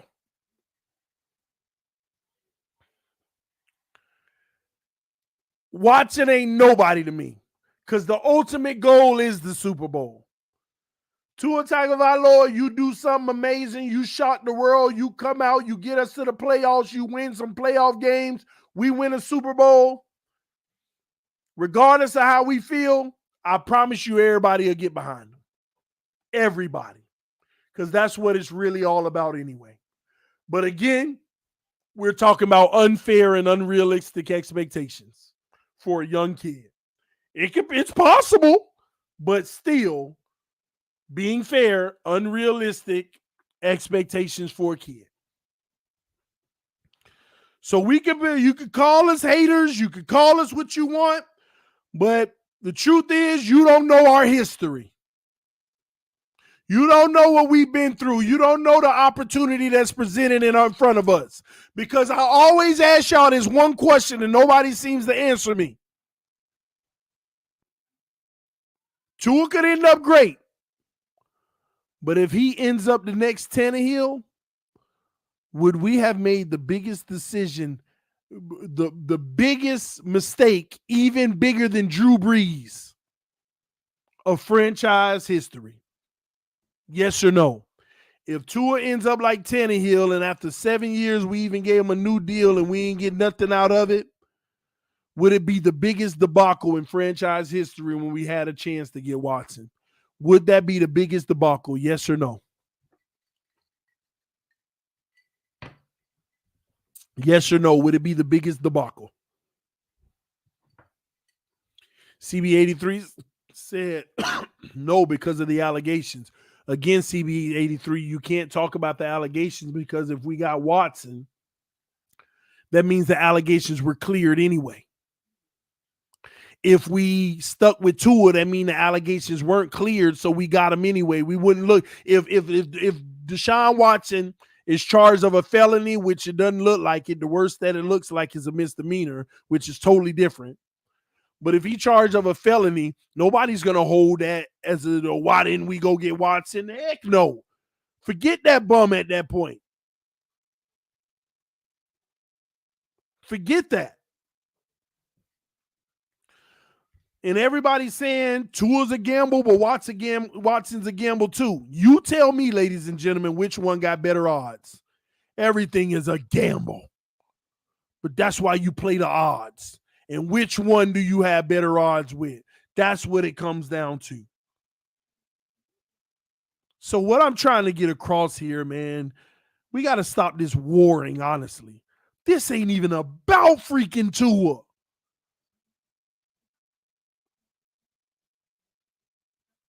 That kid is right where he's supposed to be at his stage in his career, and some will argue he's excelling. He's ahead of where he's supposed to be. It's not about him.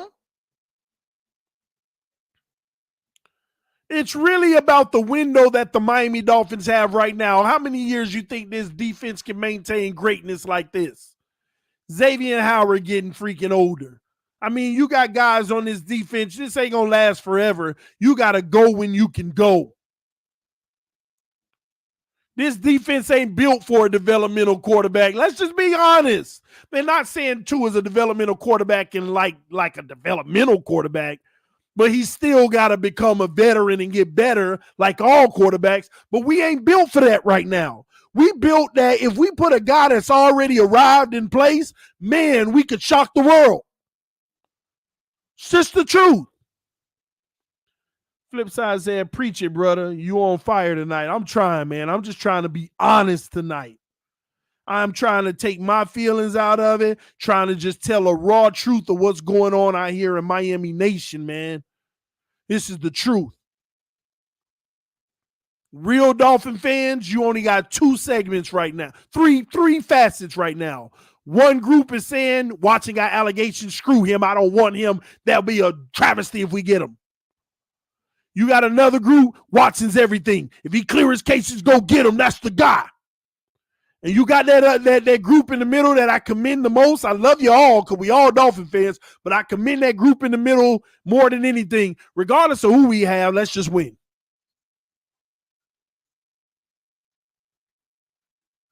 And I ain't trying to exclude the Tuaniers from Alabama. At the end of the day, let's just be honest, Miami Dolphin fans. The Tuaniers are a part of this fan club now. And tonight I am going to officially say we got to embrace them.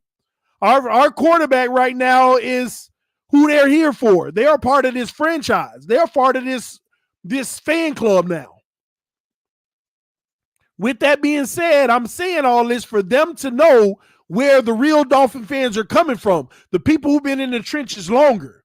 Don't forget, you don't come run this organization. You don't run this fan club. You got a huge voice because you bring a lot of people.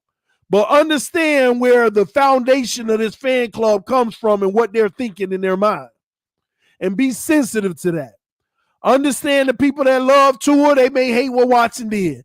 The people that love Watson may not care, but they also want to win. This ain't about Tua Tagovailoa. I love that kid. I like what he's doing right now. That's why I always tell EM on one-on-ones, we talk all the time. Tua, the thing about him is he'll never be a bum. Now, he may have a bum game, and I'll call him that. That's just me. But he'll never be a bum in this league because he's a good, talented kid that has his flaws like every quarterback, that he's young enough to where at least he gets an opportunity to improve him. Baker Mayfield, 4 years in, he is what he is. At least Tua got an opportunity to improve in the areas where he struggles. To be quite honest with y'all, I'm just tired of the warring. We just want to win, but we also ask everybody to be honest and fair. Let's be honest and fair. If you don't like Tua, let's be honest. The kid ain't a bum. The kid ain't even average. At a minimum, it's acceptable to say he's slightly above average. Anybody that put him average or below, come on, let's be honest. You ain't got to go that far. You ain't got to believe in him, but at least know what he really is. He's not average or below. He's slightly at a minimum above average.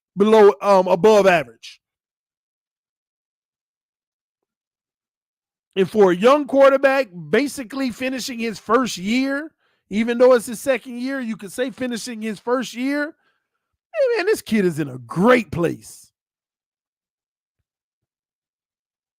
But you still don't know. And I couldn't see how the Miami Dolphins would be irresponsible to stick with the don't know, but we're hoping over a guy you know. That would be the biggest slap in the face for the fan base. That's Greer and Flores putting their job on the line. But I think we already know what their decision is on that based off of what happened the day before the trade deadline. But for the record, this ain't a negative on Tua Tagovailoa. I love what he's doing so far as an NFL professional. He definitely has areas he needs to improve, but his overall game is safe, efficient, reliable, when he's not injured, of course. Reliable, and he's going to be a starting quarterback in the NFL for the Miami Dolphins or somebody. And as long as he grows in those few areas, he will lead a franchise far and hopefully a Super Bowl. I want to wish him luck. And maybe that's with us or somebody else. I don't know yet. But we got to see what their overall assessment is in the offseason when they have the ultimate answers. When Watson has cleared his situation or gotten in more trouble, whatever that outcome is, what will be their decision at that point? What will be their decision at that point? We'll see. But I am telling y'all now, whether y'all want to believe me or not, even if Watson fixes his situation, if this organization decides to stick with Tua for whatever reason, which would shock me, I would admit it would shock me. If they decided to stick with Tua, I'd be shocked. But I would be right behind it because I trust Flores and Greer so much that I feel like they may see something that I don't see because I'm not previewed in that building every day, all day. I would be down for it and support it. Now, if it comes back to bite us at the end of the day, it's going to cost them their job. But if they can put their job on the line for Tua Tagovailoa, then I can put my fanhood on the line for them too. But something tells me they aren't going to do that. It doesn't make me right. Maybe I should ask y'all. Be honest, whether you love Tua or not. Let's be honest. Let's have a moment of honesty. Are they going to put their job on the line for Tua or Watson? Put it in the comment section. Tua or Watson? Are they going to put their job on the line? Watson is a cancer. Why would we want that drama? That's your opinion. That's your opinion. When he was a quarterback in Houston, he wasn't a cancer to that team. Every one of his teammates loved him. I think that's really your opinion, trying to degrade the man. Do you think Marino helps with the Tua versus Watson decision? If so, and that got out, would Dolphins fans lose respect for him if they don't agree? I won't. First of all, Dan Marino is a Hughes Watson guy. Don't forget that. He could be lovey-dovey, hugging Tua, kissing him on the cheek like the Godfather. But Dan Marino is a Watson guy. Have y'all forgotten that? Have y'all forgotten that? Have y'all forgotten Watson is the biggest Dan Marino fan of all time? Have you forgotten that Dan Marino commented to Watson?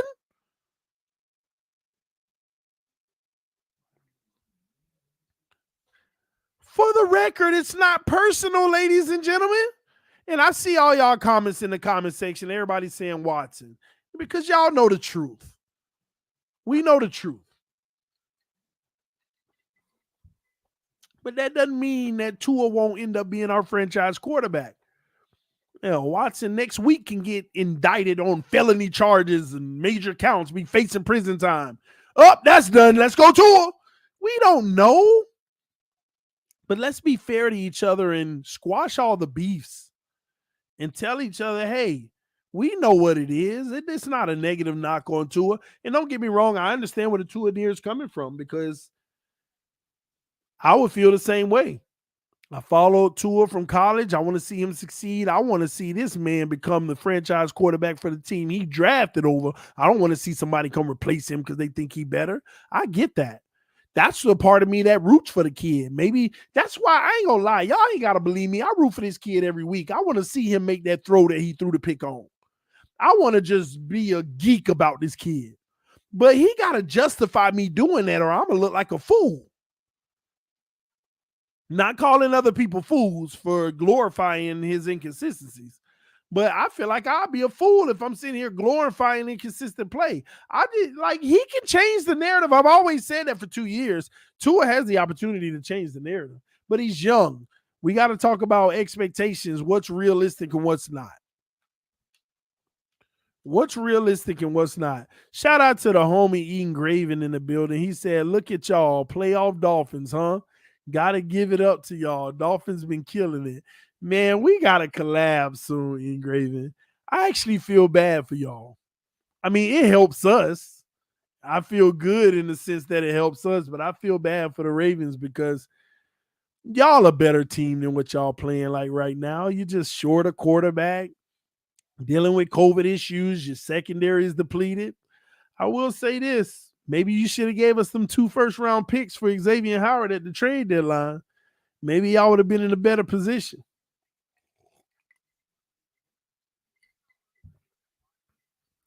And we would have definitely took them 2 first rounders too. Oh man. TD wants Tua to keep throwing interceptions so we can make the decision on Watson sooner. Well, fins up. Let me say this about that because I know you're trying to be antagonistic right now by even making that comment. I'll say this. I'm not going to disagree with you, even though you are wrong, but whatever. I'm not going to disagree with you. I'm going to play your game real quick. You're telling me that I want Tua to keep throwing interceptions so that we can make a decision on Watson sooner, right? So what? That's still on him to either throw the picks or not, right? So if I want him to keep throwing picks so we can get Watson, if he throwing them, that ain't because I want him to.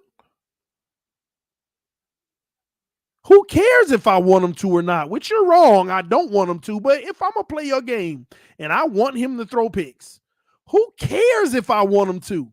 The fact of the matter is he is. Does that not trump it? Does that not trump your thoughts of me wanting him to? The fact that he is? Think about it. TD wants him to throw picks so we can get Watson. Then God dog, at the end of the day, he's still doing it, regardless if I want him to or not.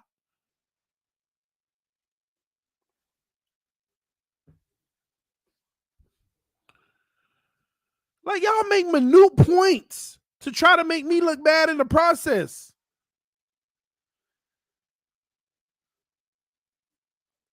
It's not even a point that you're making, TD. Want him to keep throwing picks. That's up to him, regardless if I want him to or not. But the sad part is he is.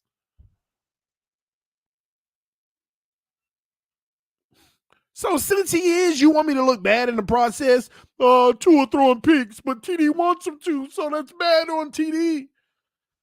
Y'all gotta stop this mess, man. You make me out to be this devil all the time. It ain't that serious. I don't want this man throwing picks. I want this man to play better than Watson right now. You know why? Because we get to keep 3 first-round picks and 2 second-round picks. And we get to give him the best O-line in the league. We get to get a great linebacker. We get to get another receiver. We get a plentiful of riches with money. We get everything. Tua is the answer for the biggest profit for this team. But that's only if he plays at that top level, and unfortunately, he's not. He ain't playing like a bum, though. He playing top 20. That ain't a bum.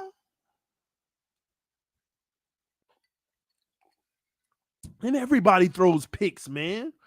I tell y'all every game. I say, man, Tua's going to have a good game. He going to have 300 yards, 3 touchdowns, 1 interception. I give the man 1 pick every game. So y'all gotta stop making me out to be the boogeyman. Gosh, it ain't that serious, man. I expect the man to throw one pick a game. That's a normal quarterback. That's a normal quarterback. Y'all gotta stop, man. I don't hate the kid. I actually love Tua Tagovailoa.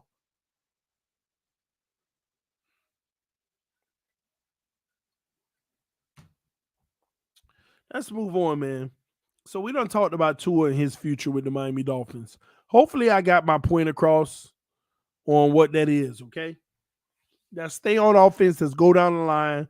Behind Tua is a running back. Sorry to tell y'all, ladies and gentlemen, ain't nothing going to change. We're still going to go running back by committee. So I ain't got to talk about any individual running backs, okay? Regardless of who's on this roster next year, Duke, Lindsey, Gaskins, whatever, the Dolphins have been telling y'all for years, and y'all keep ignoring it, thinking they're going to get this bell cow. You're wrong, wrong, wrong.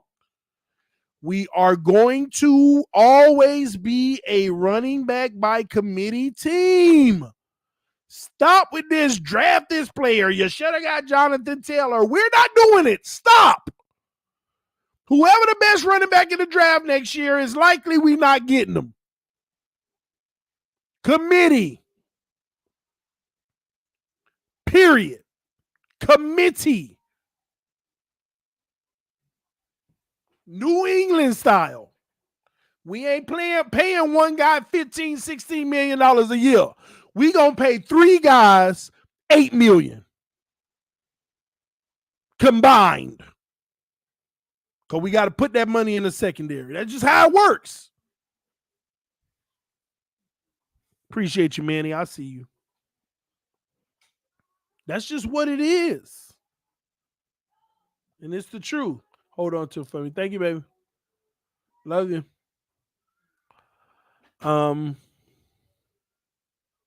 I'm not opposed to that. I like our running back core. I just think our O-line, if they improve, we'll see a little bit better success.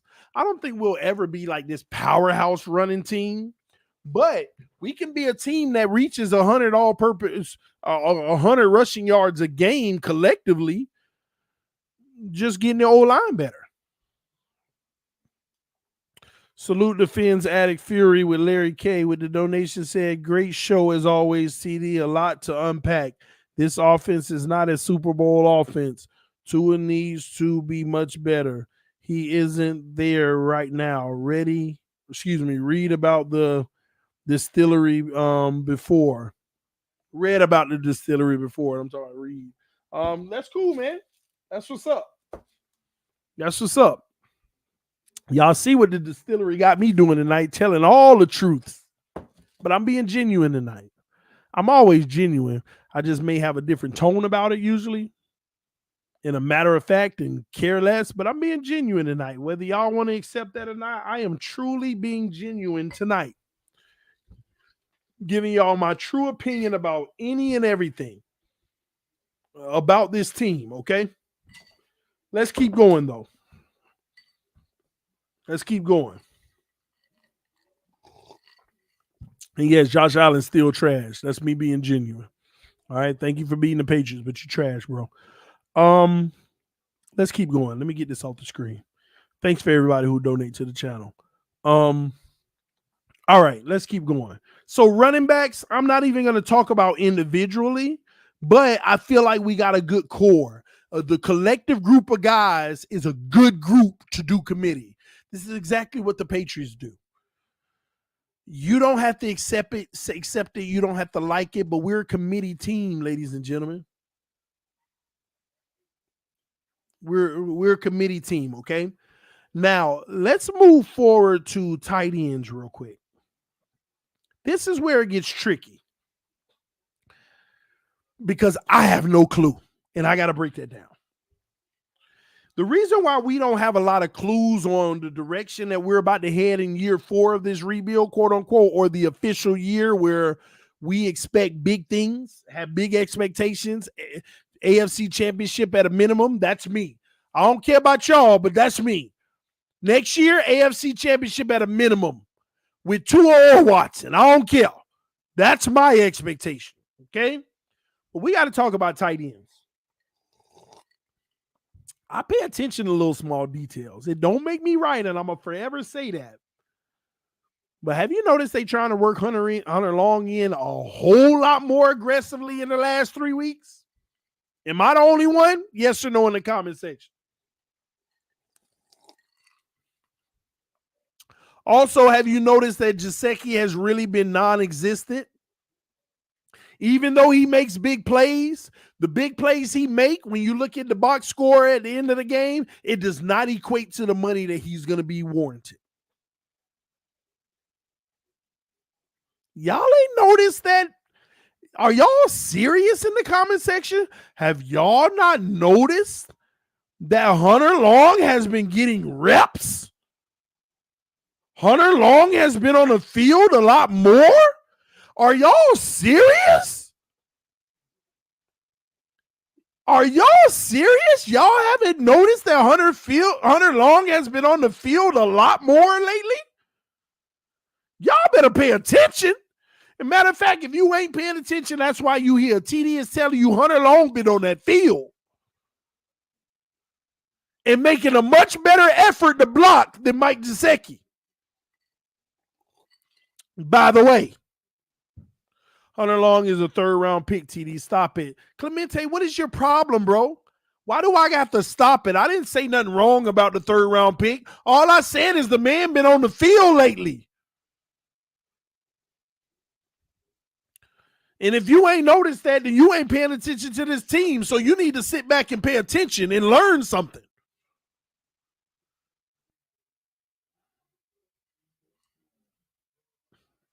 Hunter Long been on the field a lot more lately. And honestly have done an excellent job blocking. And let me tell you indication that he's doing an excellent job blocking. He got some holding calls. That's effort.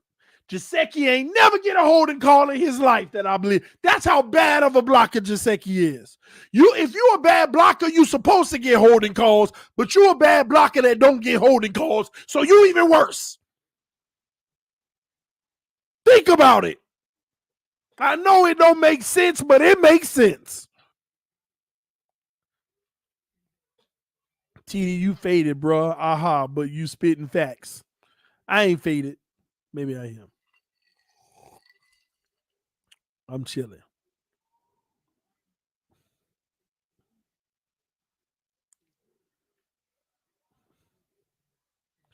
So listen, man.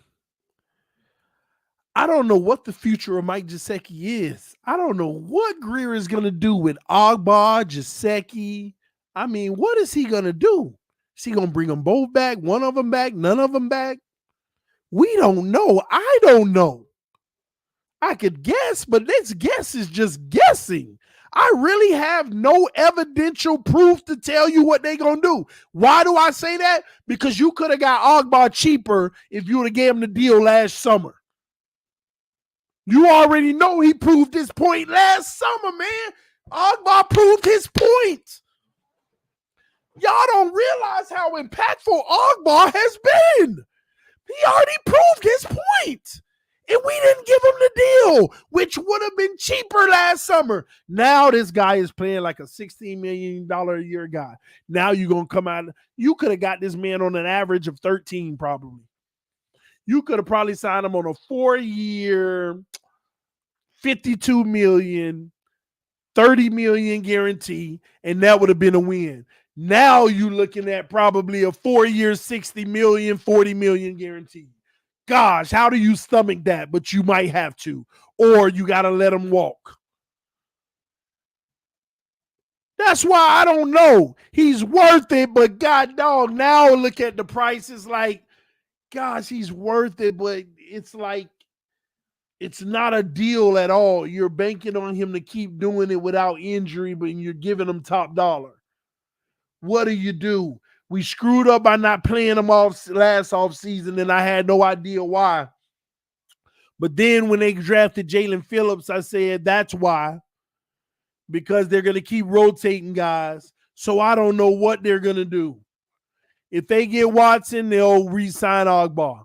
If they don't get Watson, they might keep capital to carry forward for the future and keep building around Tua as years go. Y'all have to understand that too. If you get Watson, that means we have to go for broke and spend all our cash and make it a Super Bowl run. If you stick with Tua, you don't have to rush things. You methodically, you let guys go and you keep building around them. Those are the two differences in the system that we run. I mean, the process that we're running. But they could have did that. So same thing with Mike Gesicki. You could have got him in the offseason. But I get it. He don't block. He has deficiencies. He's just a playmaker. He's a wide receiver. But he's accumulating value. Now, the real question is, how much value is he accumulating? Because he ain't been showing up for us. Am I wrong? Yeah, he still make big plays because Gesicki is Gesicki. But he ain't putting up big numbers. But part of the reason he ain't putting up big numbers because he ain't getting big targets either. Tua ain't targeting him much. So I don't know how that's going to work out. Will another team say, I know why you ain't getting the targets. It's all good. I'm going to still give you that big value. Or will we get a deal? I don't know. Chris Greer got to figure that out. I don't want no franchise tag to be used. Transition tag, none of that.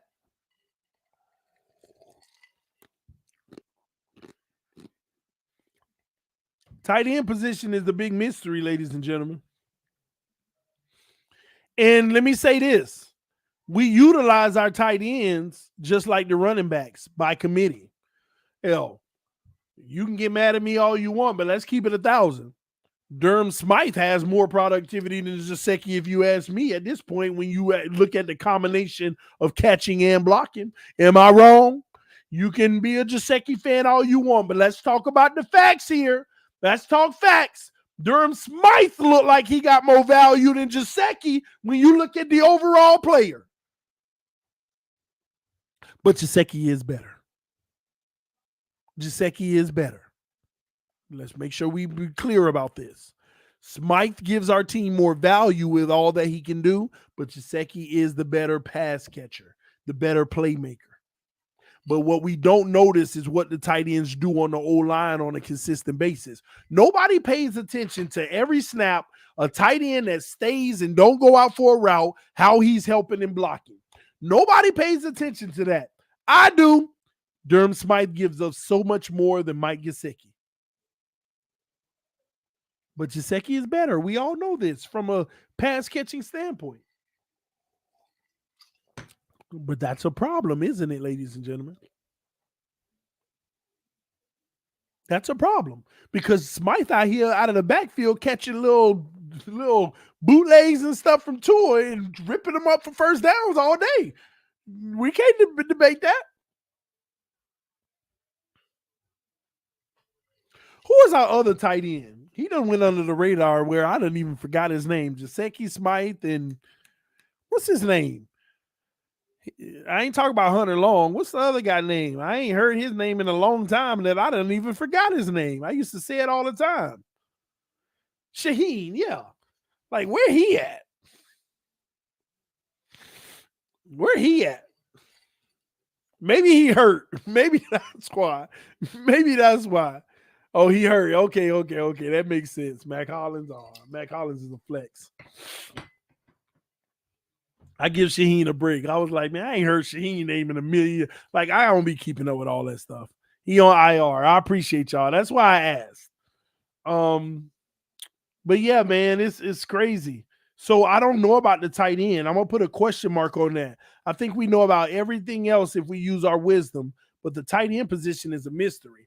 Now we got to go with the now we got to go to the wide receiving core. Another crazy element to this team. The wide receiving core, ladies and gentlemen.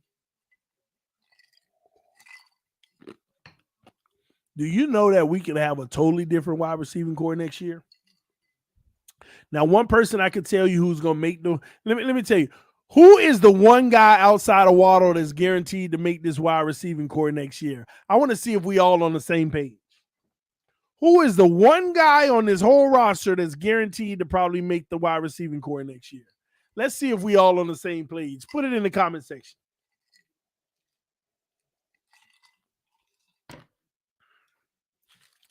There go my real Dolphin fans. There go the real Dolphin fans. They all say Mac Hollins. I agree. Let me tell y'all something about Mac Hollins. And I'm about to have a 1 minute moment of yelling at some of y'all real quick, because this is a virtual slap in the face. Some of y'all, shut your mouth. Let me tell you why I just popped some of y'all in the mouth. Stop it. Let me tell y'all why. All this talk about, oh, we ain't got no receivers, this and that. Ain't it crazy how some of our most reliable receivers are the ones that we took a number 2 on? Mac Hollins says, oh my gosh, I got to give it up to Mac Hollins. I want to interview Mac Hollins. I'm going to make that a point by next year to try to interview Mac Hollins. How about that, y'all? I am going to put a full court press to try to interview Mac Hollins. If it don't happen, it don't happen because he don't want me to interview him. But I am going to try to. Why? Mac Hollins gets the utmost respect, and I think all Dolphin fans at this point has to respect Mac Hollins. You know what Mac Hollins reminds me of? A better version of Jared Dudley for the Los Angeles Lakers. You know that guy at the back of your bench that makes the team every year, gets his little $1 million every year just to be that veteran and that voice of reason and that leader in the locker room, and you put him in the game, he trash, but it's different for Mac Hollins. You put him in the game, and every time he get an opportunity to make a play, that dude makes it. I almost said something explicit. That fool makes it. Mac Hollins deserves the utmost respect from Miami Dolphin fans. He ain't no high flyer. He ain't no 4-2 burner. He ain't no big name worth a big name. But that guy is a player. He is, man. Salute to Mac freaking Hollins. I'll take that man autograph. You know how certain people on your team, you get their autograph, you be like, okay, thank you. Mac Hollins' autograph has value to me. This is a guy that belongs in a locker room, is the glue that, oh my God, this is why he was the team captain. He deserved it. He deserved it. Come on, let's be honest, y'all. Before this year, Mac Hollins, we talk about Mac Hollins. Put some respect on that man's name. Put some respect on Mac Hollins' name. We got to put some respect on that man's name. Am I wrong? Yes or no in the comment section. Yes or no? Am I wrong? We got to put some respect on this man's name. Yes or no in the comment section. Hurry up. Hurry up. Put your answer in the comment section. I want everybody to answer. We got to put some respect on that man's name. I can't even believe some of y'all said no. I can't even believe some of y'all said no.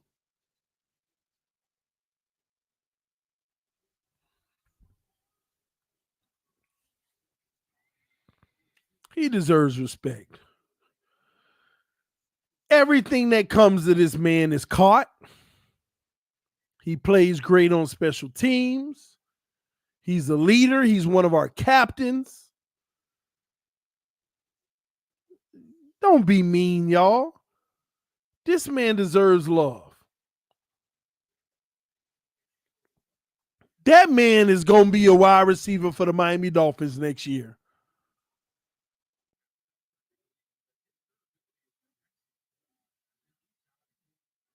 TD, you tweaking. You said, "Are you wrong?" And we said no. I give it to you. Maybe I am. I was wondering why I was getting them no's. I'm like, maybe it was me. Black-owned distillery. Supporting our black-owned distilleries, man.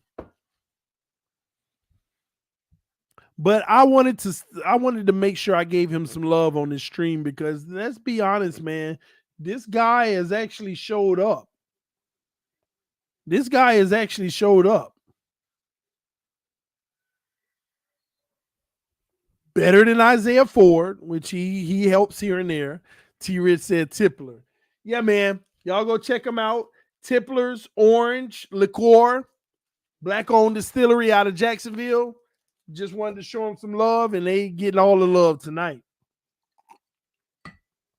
I ain't drunk, but I'll let you know if I get there. I'm still talking sensible, at least. All right, but Hollins just deserves some love, and I wanted to make sure he got that tonight. Hollins and Waddle are going to be our primary receivers next year, at least to start out. But then we got a lot of decisions to make. We got Parker, Fuller, Albert Wilson.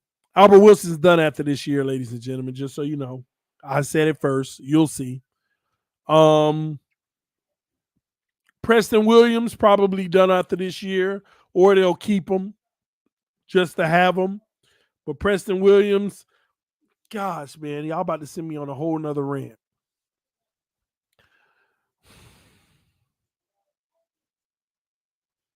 Preston Williams makes me want to cry. And I'm being over the top right now by saying that. But I have to be animated by saying that to try to get y'all to understand how I feel about Preston Williams.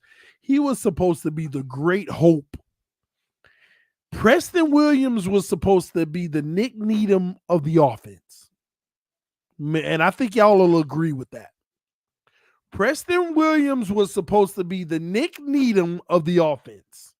Undrafted player that became a starter in the NFL and is worth every bit of it. And God dog, man, you can't even stay on the field. And now that you're on the field, you look so timid and just passive. Like your first 2 years, we saw like some flashes that were, I'll never forget that joint practice with Tampa. He put that move on the guy. We're like, oh,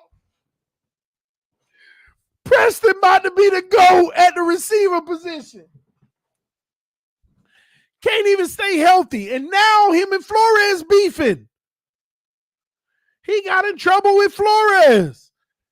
It makes me so mad because I feel like I see the talent, but when you look at his body, he ain't built for it, man.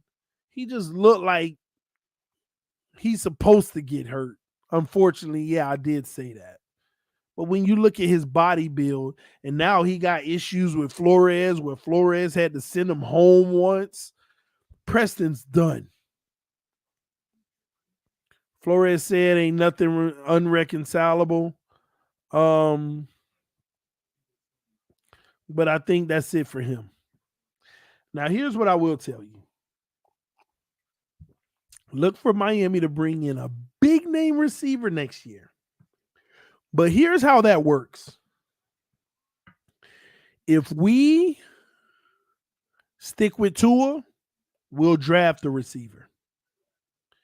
If we get Watson, we'll get a receiver in free agency. And I'm telling y'all now, you ain't got to believe me. I think Devontae Adams is on his way to Miami if we get Watson. I just don't know which quarterback we're going to end up having. I know which one we're going to end up having if Watson fixes his situation, but I want to just leave that what it is.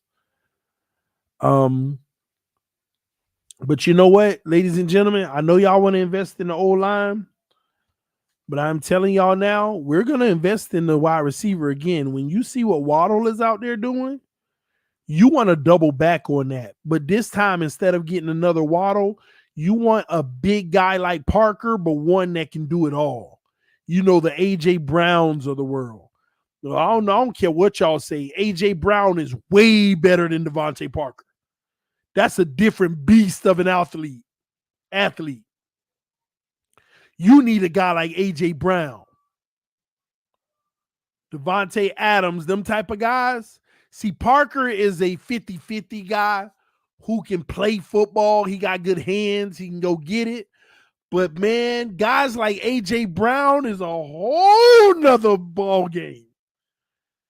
If y'all don't know what I'm talking about, y'all need to watch some old Tennessee Titans football with A.J. Brown. This guy knows how to use his body. He got hands. Big. He don't go down easily. He got the speed with all that size. Man, we had that dude. If we had that dude, and I ain't trying to knock Devontae Parker. Thank you for your services, sir. Thank you for everything you've done. Somebody, FM said athlete, liqueur kicking in, TD. But no, real talk, man. I'm just telling y'all the truth. Receivers like AJ Brown, that's next level. See, I even looking like look at guys like Mike Evans. I'm not a real fan of Mike Evans because I still feel like there's a linkiness to him where he still don't get to utilize his body the way he wants to because of the way it's formed. AJ Brown is that perfect size and speed where he gets to use his body to its utmost. Like, you know how you got tall guys that look weird when they run because of how tall they are? And you got big guys that move slow because of how big they are. AJ Brown is the epitome of perfection and can do it all. Speed, power, route running, bodying. I mean, hands. AJ Brown, that dude. AJ Brown is that dude.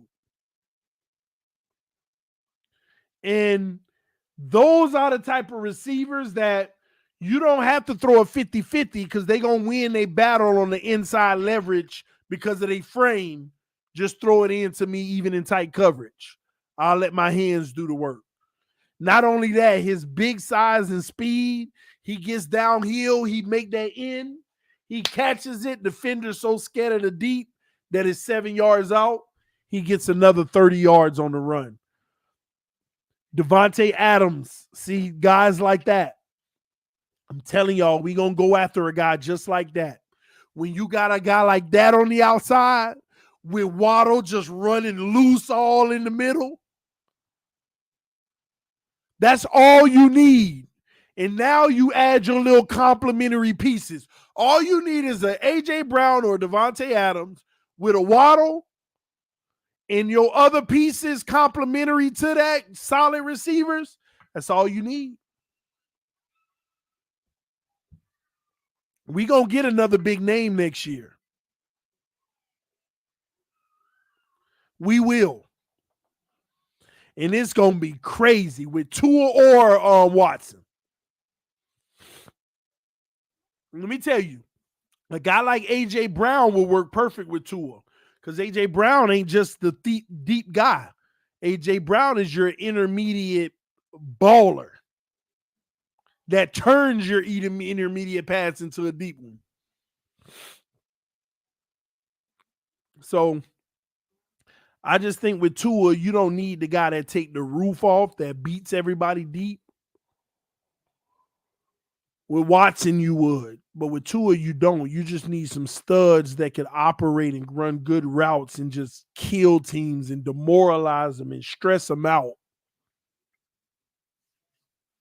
TD, tell me your stand on Will Fuller. That depends on Will Fuller. Again, I'm going to be raw and honest right now. I'll forget what I've been told. I mean, you know what? Screw it. I'm going to tell y'all straight out. I've been told by somebody close in the situation, don't talk about Fuller. Don't talk about the situation and what I know with Fuller. I'm just going to tell y'all straight out. Will Fuller is an intricate part of bringing Deshaun Watson to Miami. Not that he's convincing him to. He was supposed to be playing with Deshaun Watson right now. I'm just telling y'all that is the fact. You don't have to believe me. I'm just telling y'all what it is. Will Fuller expected to be playing with Deshaun Watson right now. It's just a fact. We didn't just bring him in for his speed to help Tua over the top. You ain't got to believe me, man. He expected to be with Watson right now. Is Fuller's injury right now as serious as it is? Ain't nobody and their mama believe that at this point. Is Will Fuller little finger freaking injury as serious as everybody else making it seem? If you still believe that, then you just stop. Stop. Will Fuller had one expectation that they said that they were going to do, but they couldn't. And now they look up and, well, Will Fuller has personal things and we're supportive of it. Shut up. Y'all just covering. Y'all know what time it is. I ain't going to talk about that no more. You ain't got to believe me, but I'm telling you, believe me. Believe me, man. You ain't got to believe me. I know some information, and all I'm going to say is freaking believe me. You ain't got to. That's your business. You can live in your ignorance. But believe me. Believe me. Believe me. Ain't nobody in the street. That's that Drake and Weezy. Anyway, 10 million for a spy. It ain't even spy work.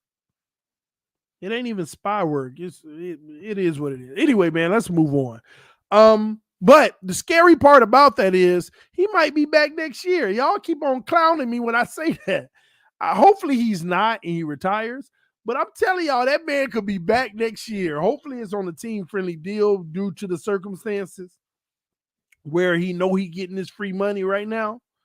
But I'm telling y'all think I'm crazy when I tell y'all that man could be back next year.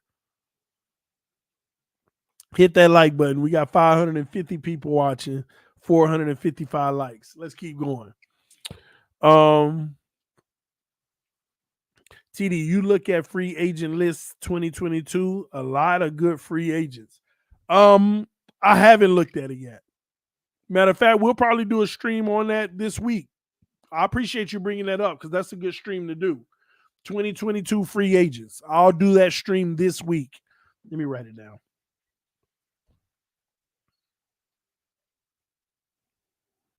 All right, I got that down. 2022 free agents. I'll do that this week, homie. Appreciate you bringing up that because that's a great topic. We can go down the line and talk about what can suit us, what will do us well, and then we'll look at Spotrac and talk about what their estimated contract will be and what will work for this team. We can start that process now, all right? Let's move forward because I know we're running behind, but I'm chilling tonight, man. I don't care when I go to bed. I ain't gonna be on that much longer, but I'm gonna keep on rolling, all right? Because if we got 500 people rocking this late at night, we can keep rocking. All right, but hit that like button, y'all. Let's get 500 likes. We only need 31 more. All right. All right. So we got tight ends. We kind of talked about the wide receivers. Again, Parker on the edge. Don't know what they're gonna do with that. A lot of guys, we don't know what they're gonna decide, man. But that's just the situation. All of it comes down to what quarterback we're going to have, which ultimately is going to weigh in on a lot of the decision. Now, last thing on the offense is the offensive line, ladies and gentlemen. First of all, O-line, they will keep Eichenberg. He will be a starter. Don't know where, but he'll be a starter next year. They will keep Dieter.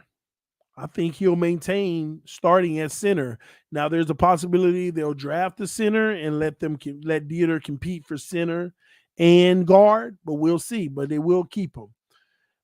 Instead of talking about who we'll keep, because I think they will keep Hunt and they'll keep Kenley. It's just that he'll be battling for a position, which he may just be relegated to a backup rotating.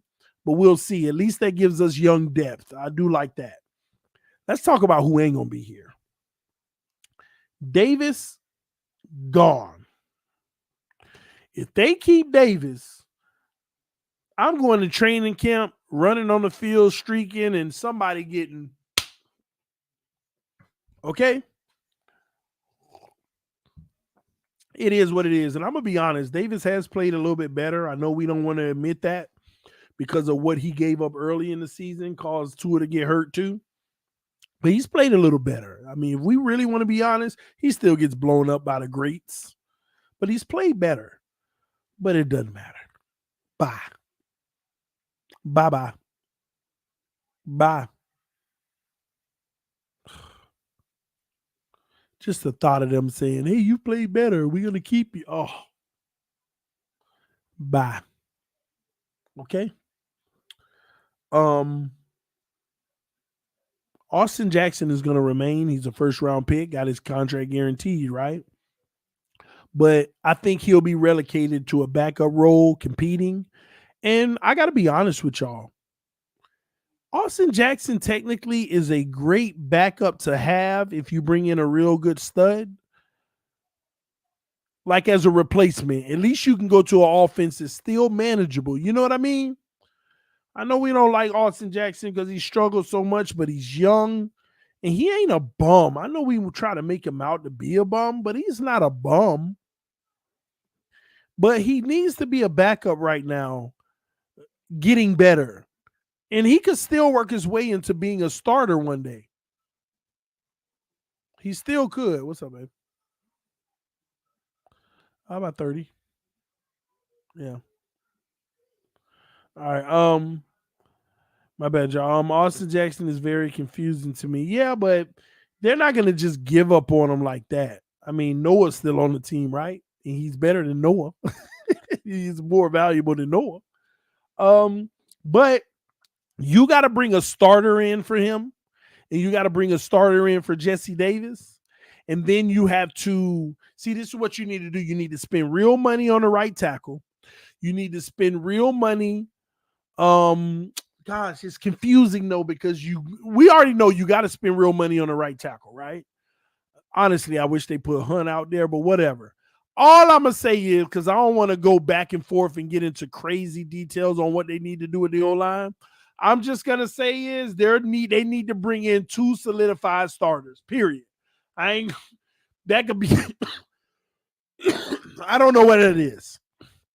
Guard, left tackle, right tackle, center. It could be anyone. But get 2 legitimate starters. Everybody else can battle for the rest. That's all you need, ladies and gentlemen. You ain't got to replace this O-line with 3-4 players like people make it seem to be. 2 new starters that have legitimately earned their right in the NFL, free agents that are Pro Bowl worthy.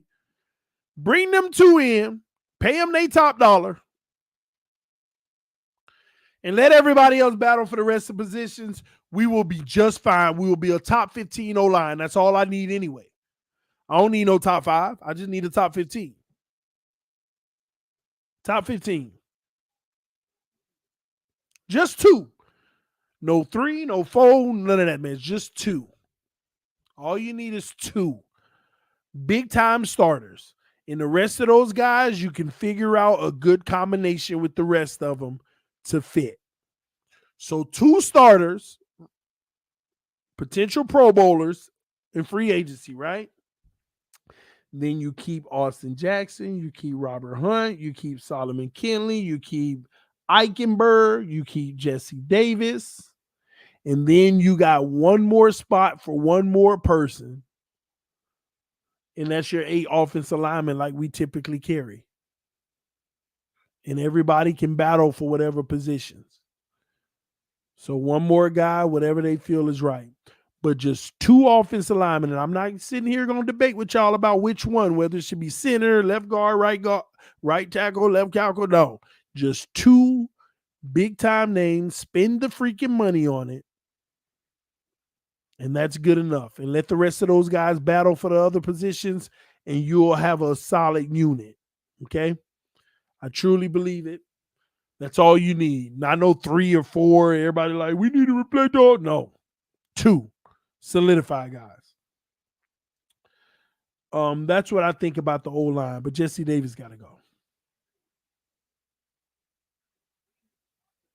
Jesse Davis got to go. All right, but ladies and gentlemen, that is our offense, okay?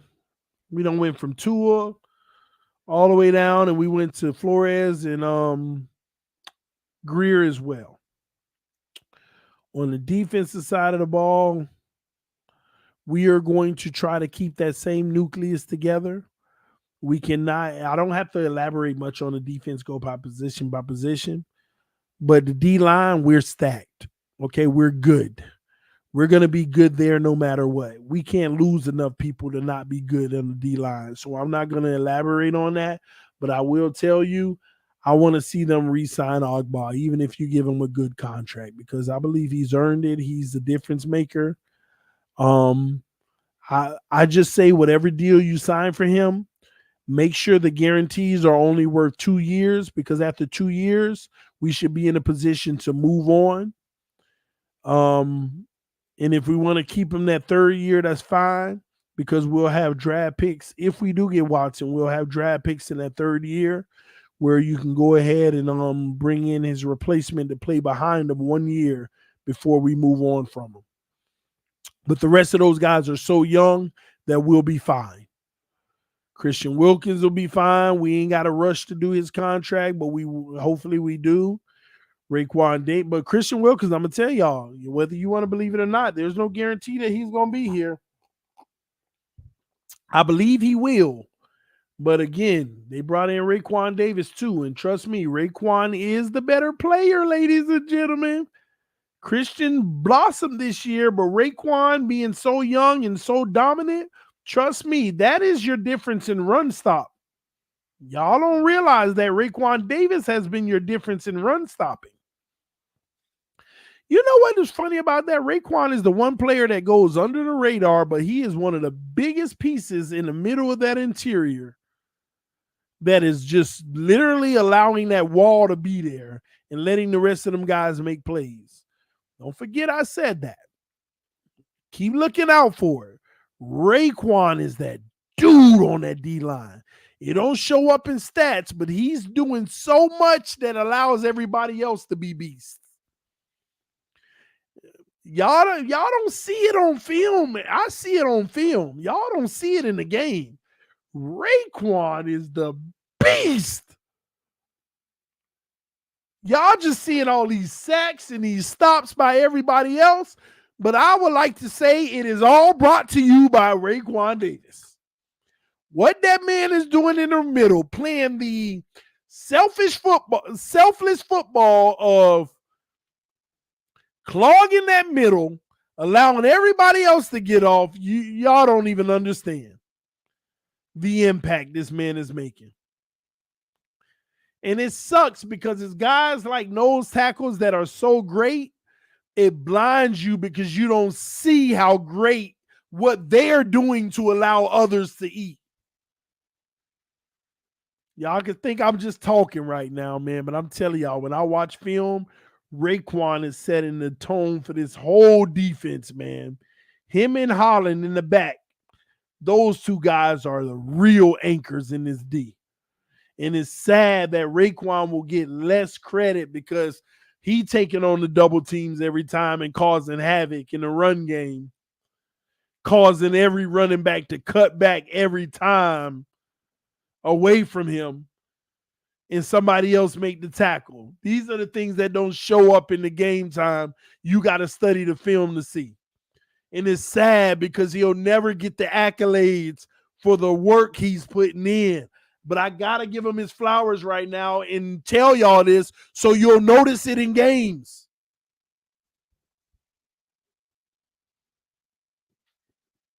Y'all see Seiler and Brown and all of them going off, courtesy of Raekwon, because he the one getting the double because you have to. Ain't no one-on-one stopping that man. Man, I'm so tired of watching on film Raekwon do that textbook. Where you at, running back? You cutting back right? Get off of me. Oh my gosh, man. It's like the thing of beauty. Technique. Textbook football. This guy is a beast on film.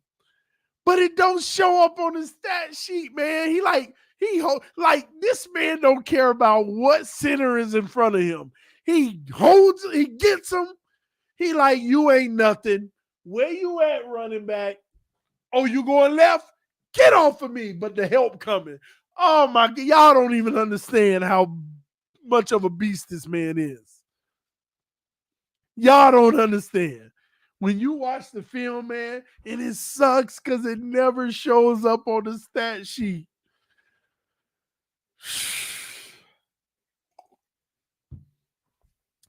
I just have to tell y'all, because if you don't notice it, that guy there, and I didn't realize how huge he was, man. He excites. Now I know why on draft night when we selected Raekwon, they went to Flores on film and he was happy.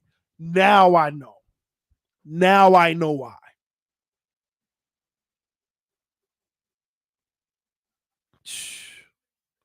Now I know.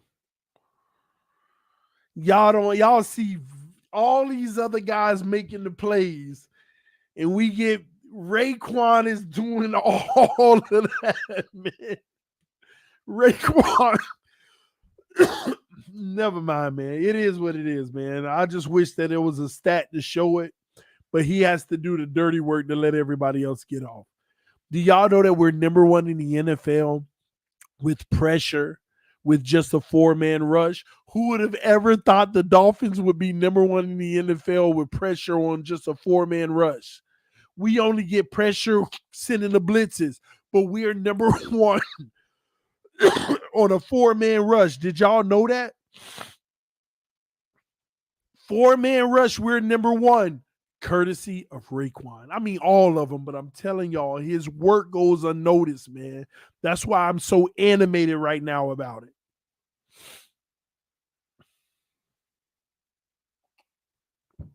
So he allows everybody else to get one-on-ones. You know, the offensive line is 5 and the defensive line is 4.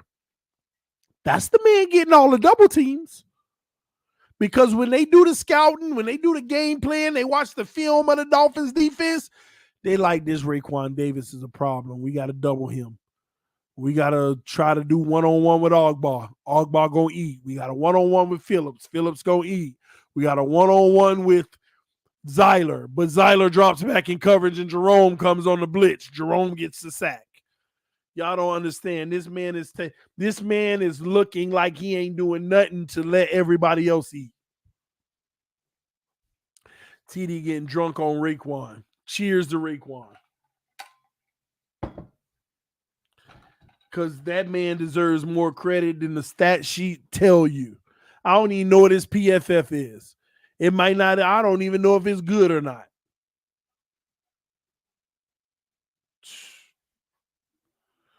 Look at this. Somebody said, according to PFF, Zeiler ranked 7th, Wilkins ranked 3rd, and Raekwon ranked 125th. Y'all see what I'm talking about? It's easy to rank 125th when you ain't getting no sacks. When you ain't getting nothing. When they double team you all. But guess what? Flores know who making this defense go the way it's going. Flores know that the only reason that them other guys getting one-on-ones and dominating is because they got a double Raekwon. That's crazy, ain't it? Raekwon 125th. But I get it, because he not showing up on the stat sheet. He not getting the sacks. Them guys' ratings skyrocket when they get sacks. But it's that guy in the middle that's sacrificing for him. He's sacrificing for him. But that D-line, man, we'll get it done. My biggest concern on the defense, though, is the linebacker position and the safety of the corners of the future. We got the safeties under wrap with Javon Holland and Brandon Jones. But we got 2 corners who are locked down, but they at a max 2 years more, 2 to 3 years more at a max if we stick with it. We still got to figure out the future. See, Javon Holland and them got 10 years under their belt potentially. But Byron and X, 2 to 3 years max. We got to start to invest in their future. That's why Noah's been such a disappointment. In the linebacking core, we got to find a true middle linebacker. You see how Jerome Baker's name is finally being called a lot? Because they got him on that outside. They got him on the outside, playing the outside linebacker position. Yeah, Needham is in the slot, though, y'all. They don't want him on the boundary. I mean, he may be able to survive on the boundary, But I don't know. They're still going to want to invest some money in the corner position. We're still going to want to invest some type of money in a corner position. That's just the reality. Man, we got 5 minutes to midnight. I'm gonna go ahead and shut this one down. Since we're coming up to midnight. We're gonna pick this up tomorrow, but let me tell you what's going on tomorrow. Tomorrow I have a collaboration with let me not lie to y'all. I want y'all support tomorrow if y'all can, okay? It's not gonna be on my channel. Let me give you all the details, okay?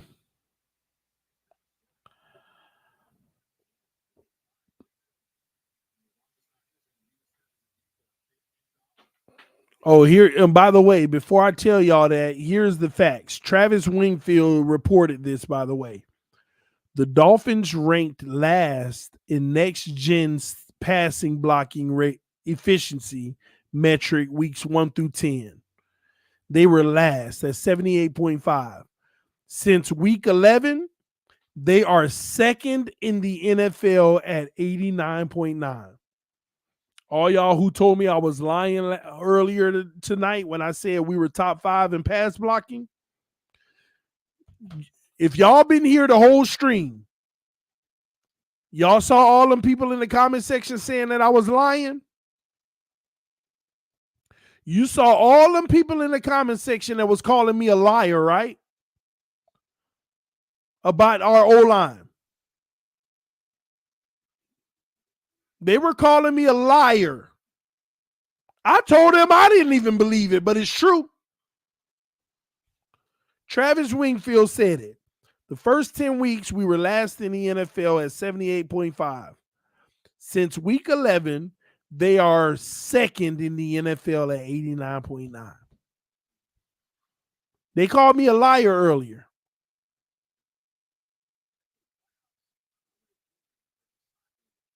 Somebody sent that to me 29 minutes ago to support what I was saying on this stream since everybody was calling me a liar. And I said top 5 because I thought I saw a report by PFF or something that the Miami Dolphins were ranked number 5, if I'm not mistaken, from O-line play in the last 7 weeks. But they called me a liar. There you have it.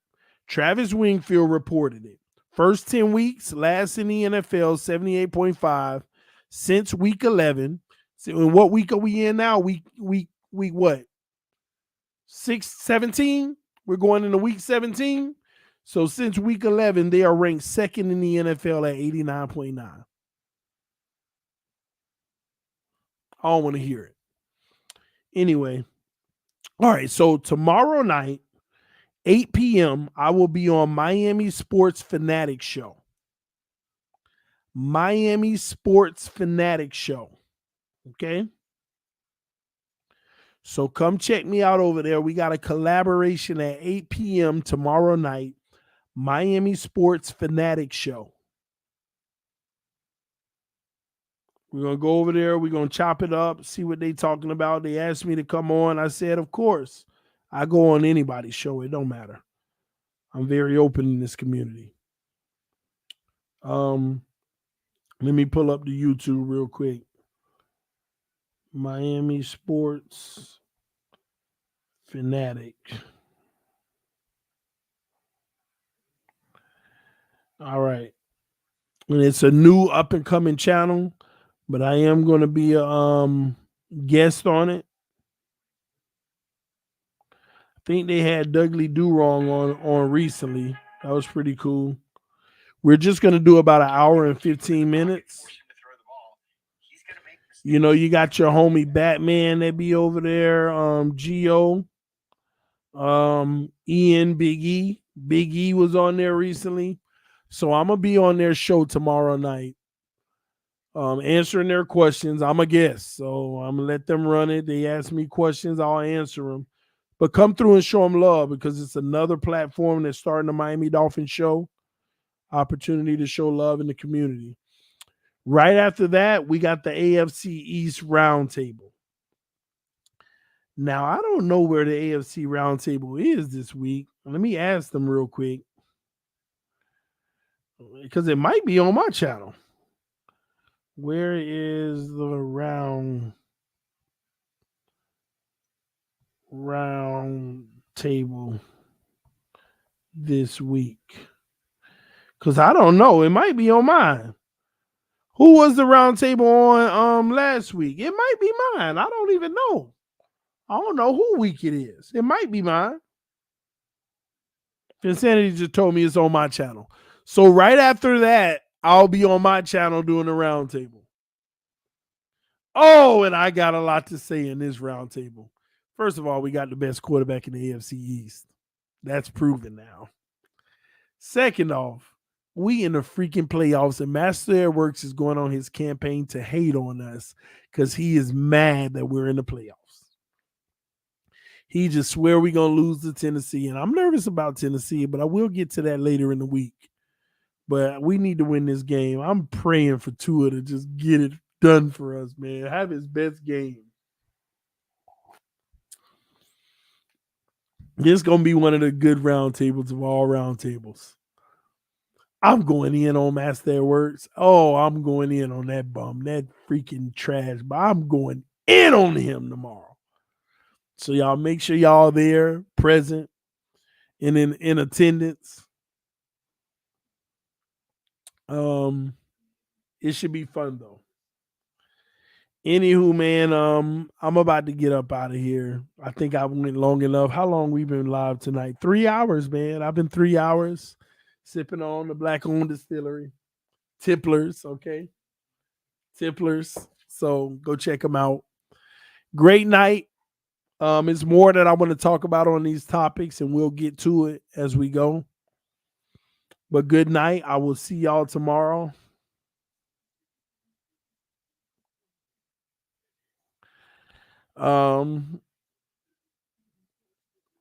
Outside of that, man, Friday night, I'm going to try to hold a Q&A. Come with your questions, and I want to answer them. TD, you off tomorrow? What do you mean by off tomorrow? Because I don't work outside of my business, my online store that I have. I don't work. So if you say off, what do you mean? Off of streaming? Because I'm starting to feel like this is my job because I do it more consistently. Yeah, so yeah, I'm off. I'm off every day. I'm off every day. Every day of the week, I'm off. Okay. Yeah, streaming. Okay, streaming wise. No, I'm not off because I got a busy tomorrow night. I'm a collab on the channel that I just told y'all about. I got a collab at 8 p.m. And then I got my AFC East roundtable at 9:30 p.m. I might do something early in the day. So yeah, that's where I am.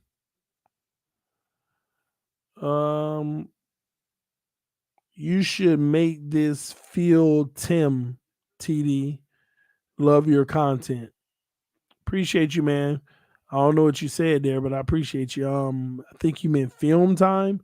I'm gonna get the film for this week. If it's really bad by Tua, I'm not gonna play it. If it's so, I'll critique it, the good and the bad. What's up, EM? Love you, homie. He said it's not work when you're doing what you love. Amen. When you're doing what you love, it's not work. And I love doing this, man.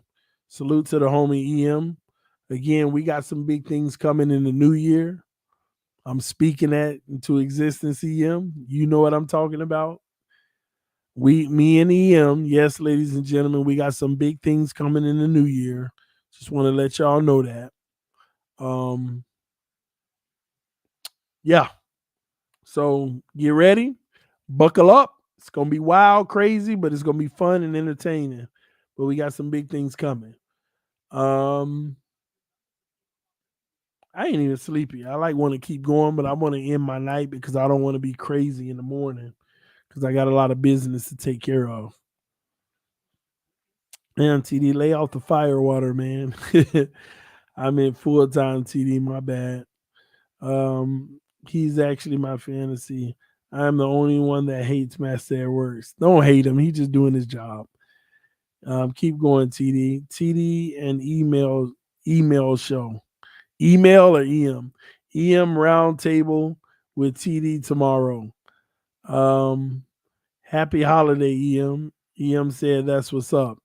Listen, man, me and EM got some big things coming.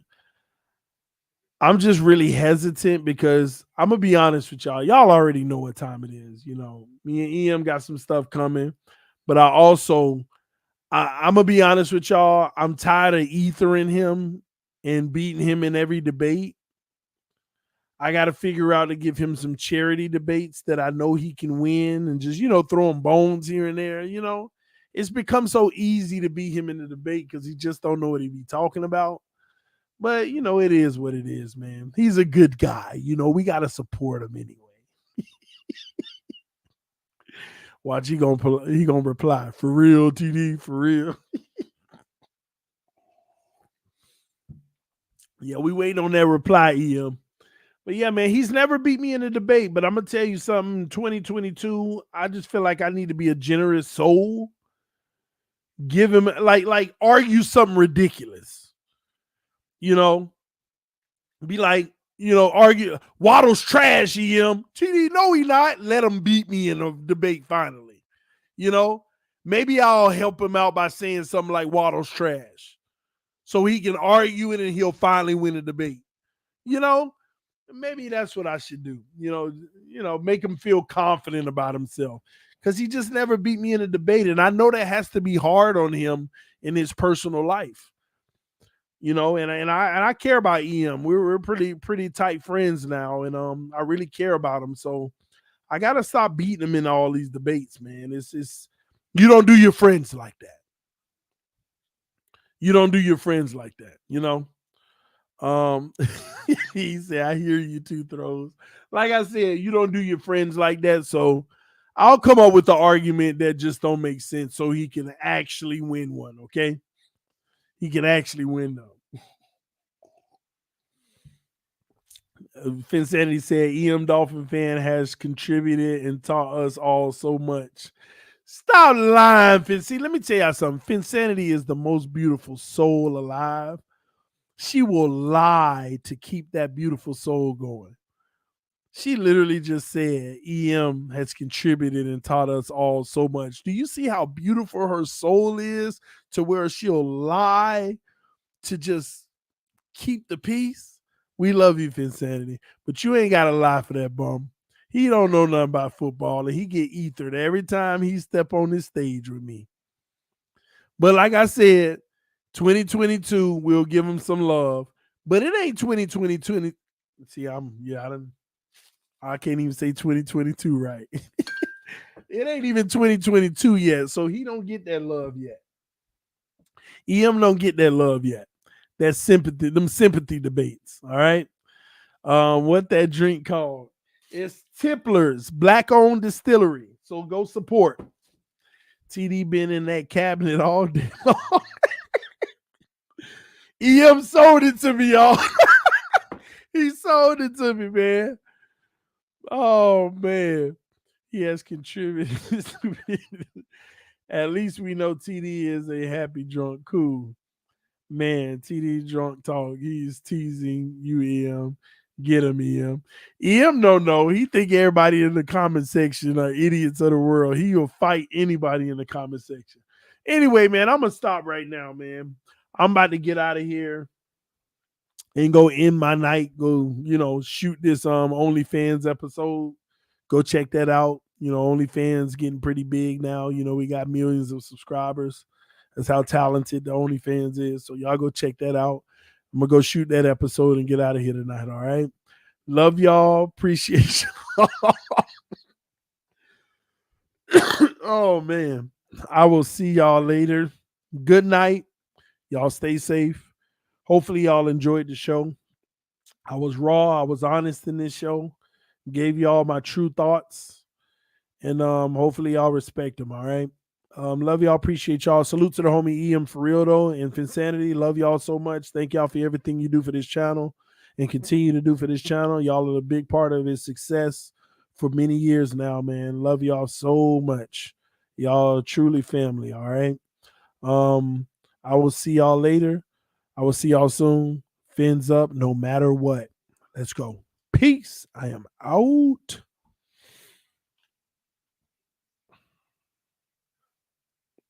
EM still never beat me in the debate, though.